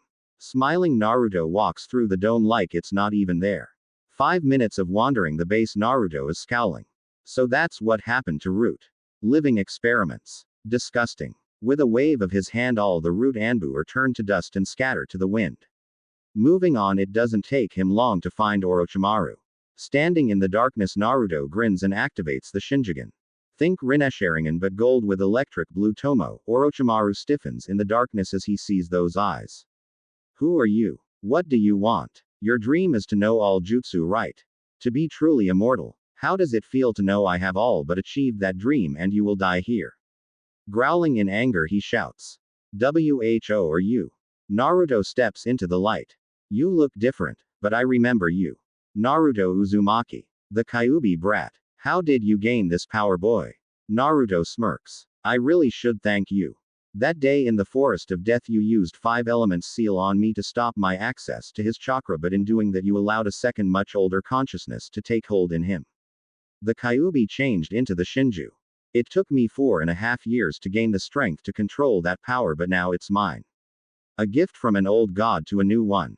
Orochimaru smirks and uses his rebirth jutsu to attempt taking over Naruto's body, but he never considered the Shinju's true power. Waking up in his realm, he sees something he doesn't expect. Naruto is on a golden throne smiling at him, and he is bound to the floor and powerless. What? This is my own world created of my mind. How can this be? Naruto shakes his head. Shinju is the origin of chakra. Jutsu like this are useless on me. All you did is make this easier. Now with your mind trapped, I can kill your body and remove all your marks without trouble, and then I can destroy your soul. Death is inevitable, Orochimaru, even for the immortal.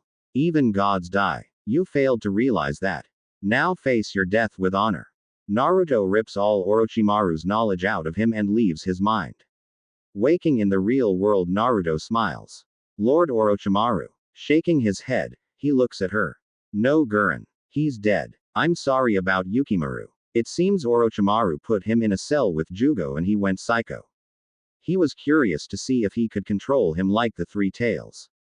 Gurren breaks down in tears. No. Naruto takes Orochimaru's head and places it in a scroll and then bends down to comfort Gurren. He promised if I served, he would let Yukimaru live. What can I live for now? Naruto looks her in the eyes and smiles kindly. Go to Uzushigeker and start a new life. I intend it to be a place of new beginnings for those deserving. You have done many bad things, but you never let it corrupt you. Consider it a gift from Yukimaru. Shaking in his arms. A home. A family. Yeah, I can live with that. Thank you. Gurren gets up and leaves the base quietly. Next stop, Konoha. Time to clean up the old man's mess. Flashing away once more, he arrives at Konoha's gates and walks in. A bored voice calls out. Name and business in Konoha. Naruto chuckles. What, don't recognize me, Katetsu? Azumo. Looking up, their eyes widen slowly. Naruto. Is that you? Wow, you've changed. Azumo smirks. Oh, I think there will be some drooling girls in your future. Naruto stiffens. Please don't provoke the universe. I have enough fangirls. Naruto walks towards the Hokage Tower while the Eternal Chunins are laughing behind him. What are you doing here, demon? You are banished, remember? Naruto frowns. Oh, it's you, Mebuki. Yes, I remember. I also remember that 2 years ago Lady Tsunade had that repealed. I am not a citizen, but I am free to come and go. For the record, I was never a demon. It's irrelevant now anyway since what was sealed within me is gone now. Tell me, did Fubuki ever come visit?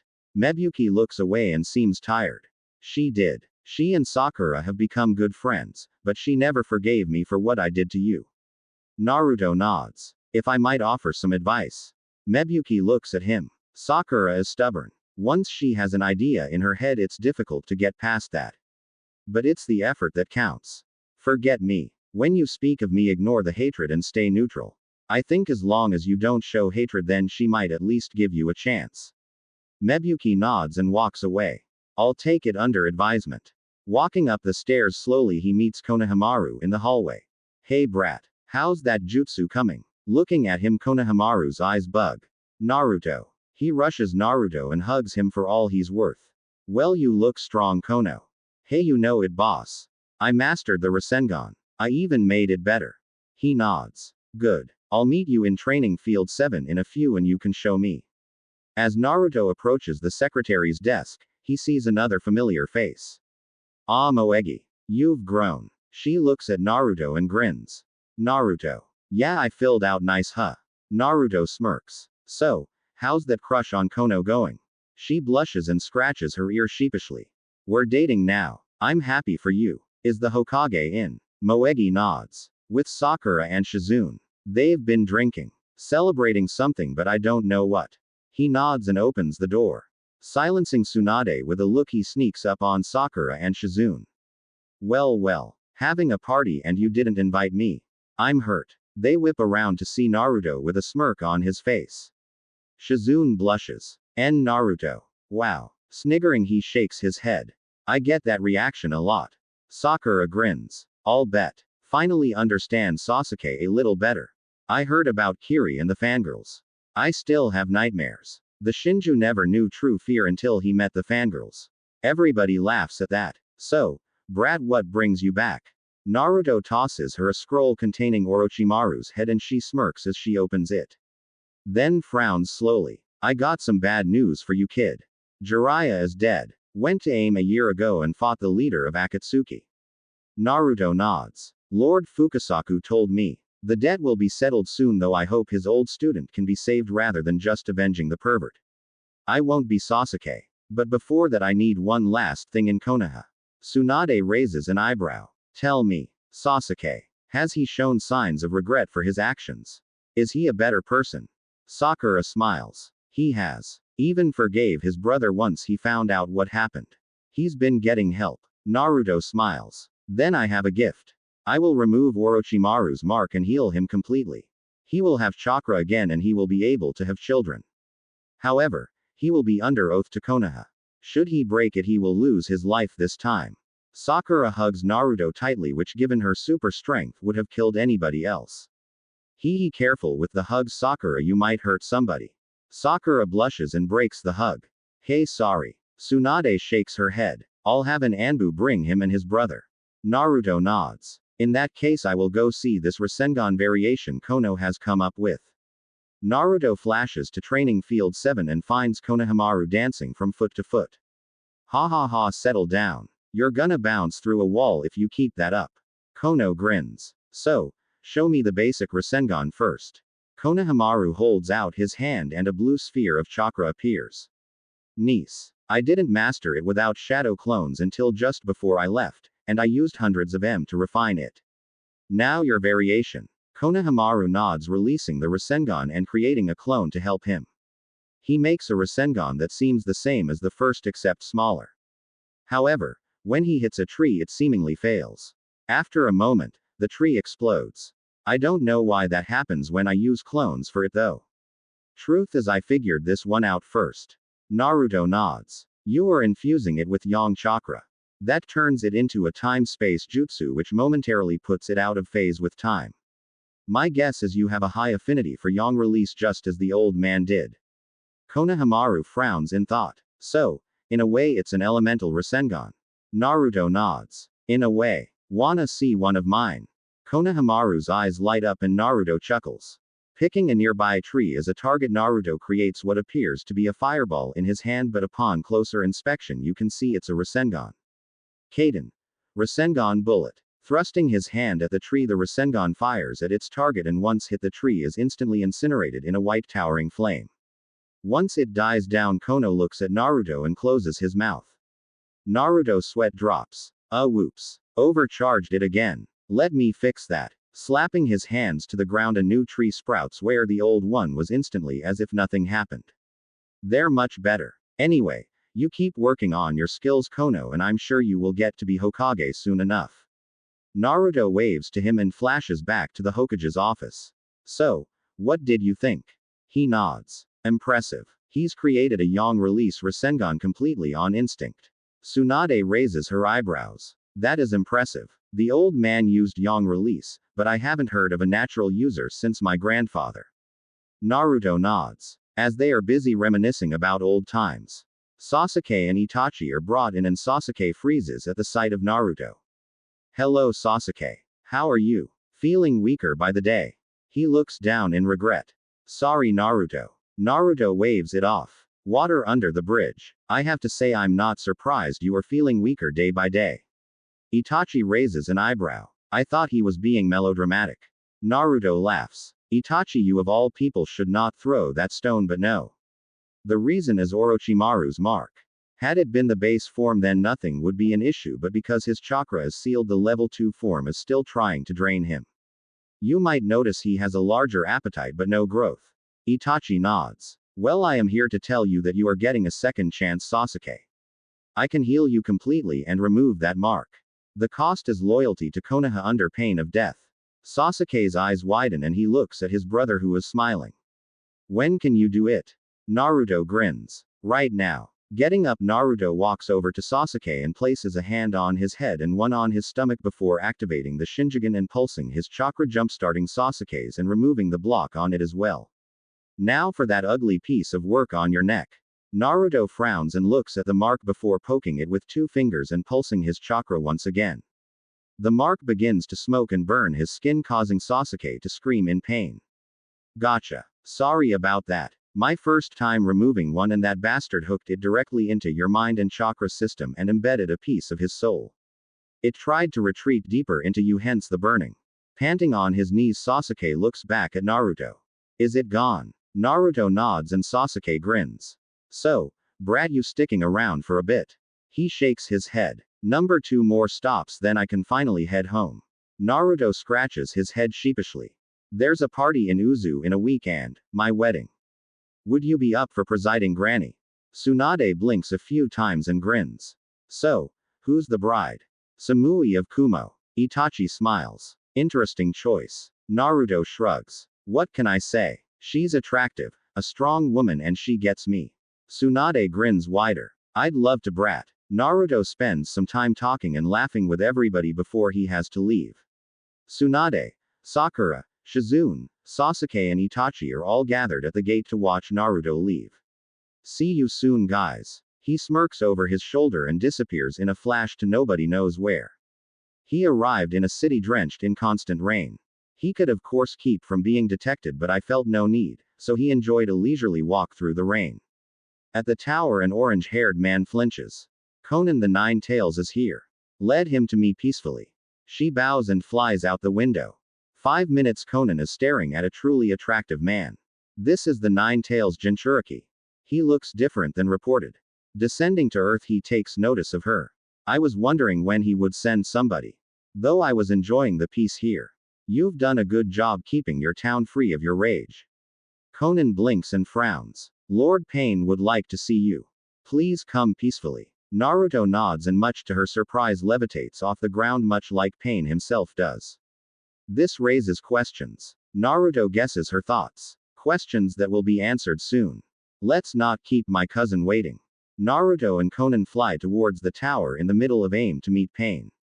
As they land on the balcony, Naruto looks at the orange-haired man with disinterest. I came here to speak to my cousin, not the corpse puppet of his friend. Naruto looks to his left and up. Conan frowns and widens her eyes as a hatch opens in the corner of the room and Nagato lowers himself in. I apologize. Nagato looks at Naruto with curiosity. You call me cousin, but while your looks have changed, I was not aware of having any family. Naruto nods. I found out recently. Your mother and mine were sisters.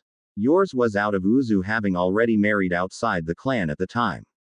Mine left soon before the fall to become the Jinchuriki of Kurama. Kurama. The Kyuubi. He nods. You have done an admirable job of getting in my way. First the rebuilding of Uzu, then your disappearance and hiding the three tails. Now you come here of your own volition, not a day after I feel a frightening power in the north. This is no coincidence. Naruto smiles. Let me ask you. Your goal is the Jubi, but how can you accomplish that if the Nine Tails no longer exists? Hasn't existed for nearly 5 years. Nagato's eyes widen. Impossible. Biju can't die. Naruto nods. True, but they can change. Consider that everybody assumes a Biju upon sealing or release slowly reclaims its excess chakra released during that process. But no, it goes to the strongest. Did you never question why Kurama was the strongest by far? Konan narrows her eyes. Nobody knows that. Only the sage could, or the Biju themselves. Naruto nods. But they didn't. You see, when Kagura absorbed the Shinju, everybody assumed the god died and only the Jubi remained. But no, Kagaya's mind was locked in a golem of her own creation. Shinju's mind suppressed inside Kurama. Once enough of its chakra was regathered, all it required was the right events to allow him to take control. And during the Chunin exams 5 years ago it happened. Orochimaru used 5 elements seal to block me from Kurama's chakra, but also disrupted his mind a moment. More than enough time. Shinju was reborn. Nagato finishes. But being a physical being, if he was released unlike a Biju, he would dissipate and possibly never reform. He made a choice to make you his replacement, but you needed to be stronger to handle the power. You went on a journey under an alias and gathered allies, trained, gained a reputation. And when ready, the seal broke and Shinju was fully absorbed. Naruto bows in respect. A deduction truly worthy of one who calls himself a god.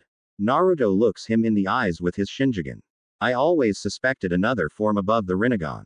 Felt it there but was never able to take it. Something was missing. Naruto nods. The right mix of bloodlines and chakra could have unlocked it, but unless you had the Shinju, you could never attain these eyes. Rather, you would have the eyes of Kagaya Otsutsuki. You have already met her will. Konan gasps. Who? I'll give you a clue. Only the mad god truly sees in only black and white. Nagato growls. Zetsu.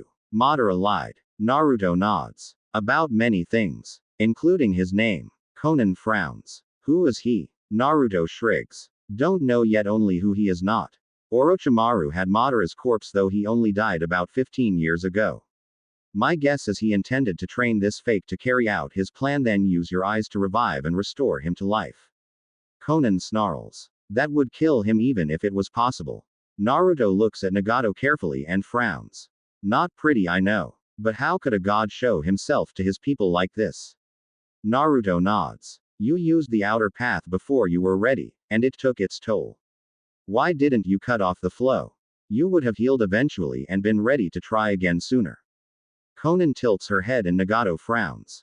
The Rinnegan cannot be turned off like other dujutsu. Naruto rolls his eyes. And who told you that shit? That only counts if you have them implanted, not awakened as you did. He looks down in shame. Most information on it came from Madara. Naruto nods. You know, I am the reincarnation of Indra, son of Hagoromo. When I awoke my new power, he spoke to me. He never intended his descendants to awaken those eyes unless the world was in danger of being destroyed by a calamity on the same level as his mother. He entrusted the eyes to his eldest Asura and locked their true power, thus creating the Sharingan. He named his youngest son Indra his heir and entrusted him with his knowledge. However, before the creation of Konoha, that was stolen by an Uchiha and enshrined in their district in Konoha. It could only be read by the varying stages of the Sharingan, with full knowledge only coming from the Rinnegan. All manipulated by Zetsu, of course. So, all hope of peace is lost then. You haven't been paying attention, have you? I am already working to create peace. And unlike you, I will live forever to maintain it. When I grow tired, I will sleep. When strife comes to a head once again, I will wake to act. I will be a god of peace. Then I have no use and should die for my crimes. Naruto shakes his head. You are no more guilty for your actions than Sasuke is. Everything you have done has been manipulated from day one. I am upset you killed Jiraiya, but there is nothing I can do about that. I can and will heal you. All I ask is you continue to lead aim well and Akatsuki dies. Well, that and the Gedo statue so I can release the Biju.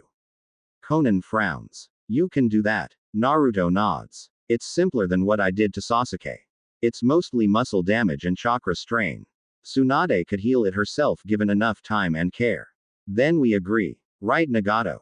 Nagato smiles lightly and nods. Naruto stands by Nagato and, like Sasuke, places a hand on his head and the other on his gut. This will feel a little weird. Naruto activates the Shinjigen and pushes his chakra into Nagato. The effects are almost immediate. The iron bars on his back recede. His skin and hair regain color. His flesh fills out and builds muscle. Finally, his eyes change from the Rinnegan to his old brown. Stepping back, Naruto smiles and Nagato steps out of his walker for the first time in years and laughs. Aside from a near unbearable itch all over, I feel better than ever. Yeah, that's the muscles building back up. You will have some pains for a few days. Maybe a week or two, but you should be fine after that. Your Rinnegan has also receded. You can still use it, but I suggest waiting a few months to rest your eyes. Nagato shakes his hand excitedly. Thank you. He nods. Now where is the Gedo statue? In the moon where it was sealed. A simple summoning will bring it, but I guess you have a contract already or you would have been able to do that yourself. Naruto nods. It's a bit more complicated than that, but yes, that's the gist. Nagato summons the statue and Naruto looks at it with disgust. He was never pretty to me, but he got worse fusing with her like that. Naruto shakes his head and with a wave of his hand separates the statue from the Biju and set them free. Now what to do with this husk? I think I know. Once more he waved his hand and the statue shimmered and split in two. The halves then changed shape into a tree-shaped stone and a beautiful woman of rather large build who appeared to be asleep. Hello, Kagaya. Time for you to go home. Snapping his fingers, the woman disappeared and the tree as well. Where did you send them? The Shinju tree awaits the possibility of its consciousness returning to it, and Kagaya's body is imprisoned in the moon where it belongs. She can't wake without her will anyway, and that's too corrupted to return to her. Over time she will change and wake as a new being. She will be better for it. Conan and Nagato nod. Now do you have a way to contact Madara? I would like to finish him sooner rather than later so I can attend my wedding. Nagato smiles a vicious smile. Yes, I do. Naruto nods and takes them to an empty plane outside AIM. Nagato places chakra into a seal on his arm and 30 seconds later the man himself appears in a swirl. Nagato, what is the meaning of this? Naruto smirks. Are you Madara Uchiha? Yes. Are you a compulsive liar? Yes. Naruto smirks. Weird that even when he tells the truth he lies. The sign of one who has transcended reality. Don't you mean sanity? He shrugs. One man's reality, one man's sanity. After all. Changing to a silly voice. Toby is a good boy. Naruto laughs and makes a stick with wood style and shakes it. Here, Toby, want a stick? Want it? Fetch, boy. Naruto tosses the stick and for a moment Toby looks excited and almost goes after it, causing both Conan and Nagato to laugh. Do not mock me, boy. You have no idea who you are dealing with. Naruto smirks, then flashes to Toby and snatches his mask, causing Conan's eyes to widen. You figured it out. Naruto nods. 5-minute time limit. I could feel it. Nice to see you alive, Obito. Kakashi still mourns you. He snarls. Do not speak to me of that trash. Oh right. He who breaks the rules is trash, but he who abandons his comrade is worse than trash. He got that from you, I think. So, this is all about Rin. Did you really think Kiri was behind that? What do you mean? I saw them and killed them myself. Orochimaru knew many things. He was unaware you were alive, but he investigated that battlefield. The corpses weren't human. Then what were they? Naruto shrugs. Zetsu clones. Madara set you up as a backup in case Nagato failed to revive him. Impossible. Zetsu is Madara's will. Naruto rolls his eyes. Yes, I am sure he thought that. Truth is, he was Kagaya's will. He's been manipulating a certain outcome for centuries. It's useless now though, since I separated her from the Shinju's body and locked her away again with no way of retrieval. Peace is coming and I would rather you live to see it. Where is Zetsu and its clones? You can prove all this. Nagato nods. I've seen the evidence myself. Naruto is the new Shinju. Naruto nods. Besides, ask anybody. I almost never lie. Never when it matters. Yes, your mother was much the same. I suppose you blame me for that. I've had time to think on it and some might, but if I blame you for that, then I must blame Nagato for his actions and Sasuke for his. Yes, you are responsible, but you're not at fault. You were manipulated and knew no better. I don't know how others will react, of course, but I find you innocent. Obito looks up at the sky as if asking Rin if he should trust him, but Naruto waits. North in the mountains graveyard. It's where he took me to heal. Naruto nods. Thank you, Obito. You know, I am sure Kakashi would like to see you. I'm not sure if I wish to see him. I still hold hate for killing Rin. Naruto shakes his head. That was her choice. As a leaf shinobi, she did her duty and protected it. You should be proud. I know I am, even if I hold little love for the leaf anymore. I don't know. Maybe you are right. But not now. Perhaps another time. Naruto nods and turns to Nagato and Konan. Wanna watch some fireworks? Grab a shoulder. Nagato and Konan look at each other and shrug. A quick Hiraishin later and they are all standing on a mountain overlooking the mountain's graveyard. Nagato and Konan are on their knees. Sorry. Dad's scroll did warn me the first time as disorientating. Should pass in a moment. Nagato nods. It's fine. I wasn't aware that technique could be used without a seal. If I recall, your father used special kunai. Naruto nods. I can only assume it's because I am the Shinju now. Konan smiles. Can you sense him? Yeah. 40,000 chakra signatures, all identical and one unique. Let the show begin. Naruto raises a hand laced with Raiden and the sky darkens with clouds.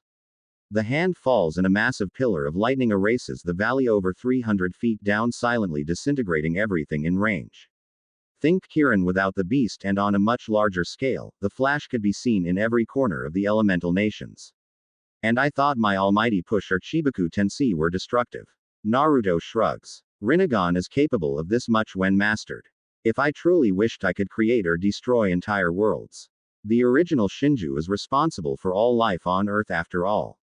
Are they all gone? Naruto nods. Yup, all dust. Didn't feel a thing. Konan frowns. Is that how you killed Hidan? Naruto nods. Cut him up and tossed the pieces into a pool of acid provided by the toads piece by piece. No mind without a body and no regeneration without something to regenerate. Nagato frowns. I hadn't considered that. I just thought of ripping out his soul, but the idea disgusted me since I didn't want to know what he was thinking. Naruto laughs. Okay, let's get you two home so I can head to Uzu. Konan smiles and both take his shoulder before flashing away. Naruto spent the rest of the day flashing around the nations delivering invitations, and by sunset he was feeling content. As he walked across the bridge to Uzu, he marveled at the sight. He spotted Shikamaru and Temari once more dozing on a hill nearby, and he smirked. Well, this is nostalgic.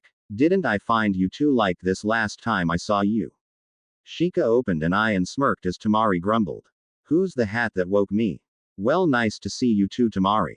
Gaara says hi by the way. She jumps to her feet and hugs him. Naruto. Backing off, she looks him up and down. Damn, if I wasn't dating Shika. He grins. I get that a lot. Sadly, I'm taken too, or hadn't you heard? Hinata walks up behind him and pinches his. We heard. But nobody would tell us her name. So, when's the wedding? Naruto grins. Well, Hinata, haven't you grown bold? Her name is Samui and it's in a week. You are all invited. Shikamaru smirks. She's been dating Kiba. He rubbed off on her. Happy for you, Hinata. Anyway, I have to go see the family, so I'll see you all at the wedding. Naruto flashes to the Namikaze mansion and walks right in. Only to get a frying pan to the back of the head. Okay, buddy, I don't know who you are or how you got past the seals, but you better start explaining if you know what's good for you. Naruto grins up at her from his place on the floor. Hi, Karen. Nice to see you are so protective of our home. She drops the pan and helps him up. Naruto, I'm so sorry I didn't recognize you. He chuckles. Well, it has been almost 5 years and I changed a lot. So how are all the new citizens settling in? Karen tells him about all the people he sent back over the 5 years and he smiled. Oh, Ping and Kurenai are having a baby. Naruto grins. I knew those two were perfect together. So Karui said something about a wedding. Naruto smiles and tells her the details. I'm leaving the preparations to Ino and Samui when she arrives in a couple days. In the meantime, I need some sleep. 5 years of so little and 2 days of constant use of my new power have left me tired. Shouldn't be down more than 3 to 4 days. Karen grins. Wow, Naruto Uzumaki tired. Never thought it would happen. Naruto grins back at her from the stairs. Yeah, but people never thought they would see a smile like this on my face again either. But lo and behold, as Naruto drops off to sleep, he is once more in his mindscape with Hagoromo. Hello, my boy. Or should I call you my lord instead? Please. I may have Shinju's power and memories but not his experience. I am not fit to be called lord yet. The old man smiles. Your humble attitude tells me otherwise, but as you wish. Hagoromo looks off into the distance and is silent. You know this could have all gone another way. In another life you never became cold and Shinju never awakened. I was forced to give my power to you and Sasuke to stop my mother. It all ended well, of course, but never as happy as this and with far more death and pain. You ended up with Hinata if you are curious. She's a nice girl but she never quite got me. He nods. You were simpler in the other life. Far less hated. He pauses a moment before continuing. Have a happy life, my boy. No matter how long you live or when you wake or sleep, always try to be happy. That's the key to make it all worth it. Naruto nods and Hagoromo fades. Naruto wakes 4 days later feeling much better. It's October 10th. Looking at the closet door, he notices a new haori there with a note on it. It's made of silk, blood red in color with a golden tree and his Shinjugen in the trunk. Happy birthday, brother. Your friends told me you never had a good one and with your training you had no time, so I thought it about time you got a gift. Karen. P.S. I like Samui. She's cool. Naruto grins and puts it on. Walking through the street in a good mood, he encounters Ino, who double takes. Damn, Naruto, is that you? I heard you changed, but wow. Hey Ino. How's the wedding prep? Great. Samui seems to leave most of it to me though. She says she doesn't have the imagination for it. Naruto nods. I think she's a little more self-conscious than she lets on, but it's fine. Hey, was that flash of lightning a few days ago you? What was that? A dark-skinned muscular man with large weights on his wrists walks up. I would like to know that as well. Extermination of a nasty bug waiting to happen. Ino and I nod in understanding. So, you finally absorbed the Shinju. What have you been doing? Your sister wouldn't let anybody see you. Naruto nods. Took care of a few threats that were a long time coming, then delivered the invitations, and after that I slept for 4 days. 5 years on a few hours a day, then a whole day of near constant use of a new power will tire out anybody, even a god. I nods in understanding. Try paperwork sometime, my boy. That will put you to sleep. Ha ha ha ha, have you tried shadow clones? I blinks a few times before he excuses himself and activates his lightning armor to get away. For the next hour all that can be heard from the nearby forest is I cursing his stupidity and slamming his head against trees until they break, much to the amusement of the citizens. Next to speak to Naruto was Mei. Hello Naruto. Mei. Good to see you. How's things in Kiri? Peaceful. Yagura is slowly being accepted back into society. Zabuza and I are dating. Haku is beating off the boys with a stick. Says she is already interested in somebody. Wonder who that could be. Mei gives a smirk. Naruto shakes his head. Like I said, only if Samui approves. The wife must come first. Mei smiles. A good policy. Though most men wouldn't have the guts to ask. Most men don't have hundreds of fangirls and a few worth speaking to. Most haven't lived a life as alone as mine. Most don't make promises they intend to keep. But like I said, it's up to Samui. Oh, by the way, I love the book. Just the right balance between story, drama, action, and steamy adult literature. Ino perks up. What book? You wrote a book. Naruto nods. A demon scorned. Ino bugs out. You're Nova Ripper. Naruto nods and hears Tsunade laughing. Well, that explains a bit. Jiraiya was crying, saying how such drivel with so little action could outsell his books 5 times over before he died. It's popular in all demographics. I heard there was even a clean version put out for those underage, and it's quite popular at the academy. Well, I figured the story is great on its own, so take out the and dull the violence a bit and the kids would like it too. Mei giggles. Well, don't let it get out too much or you might have even more fangirls. Naruto stiffens and looks to Ino to find she isn't there. Oh crap. I forgot who I was talking to. Mei raises an eyebrow and Tsunade laughs. Ino was known as the gossip queen of Konoha before leaving. By now everybody in Uzu knows, and by morning all of Fire and Wind Country. Naruto pales and Mei giggles. By the way Naruto, I haven't met Samui yet. Is she here? Naruto nods. Somewhere. I only just woke up myself after a 4-day nap, so I haven't seen her yet. Tsunade blinks. 4 days. Are you alright, brat? Naruto waves her off. 5 years lack of sleep and overuse of new power. No big deal. Tsunade nods. Ah, here comes Samui now. She walks right past Tsunade and Mei and into Naruto's arms and kisses him full on the lips. Breaking the kiss, she smiles. I've waited 2 years to do that. Cool outfit by the way. I missed you too, Samui. Ahem. Naruto looks at Tsunade. Sorry. Samui, this is Tsunade Senju and Mei Terumi. Samui bows politely. Cool to meet you. Samui's eyes move from Mei to Tsunade and lock. The both seem to be observing each other. Circling and studying in a mirror-like fashion. After a minute of that they both pause and smile before turning to Naruto and in stereo. I like her. Mei is chuckling and Naruto is facepalming. Not one word, Mei. Not one word. She finally snaps and laughs. I've heard of finding a girl like your mother, but this is ridiculous.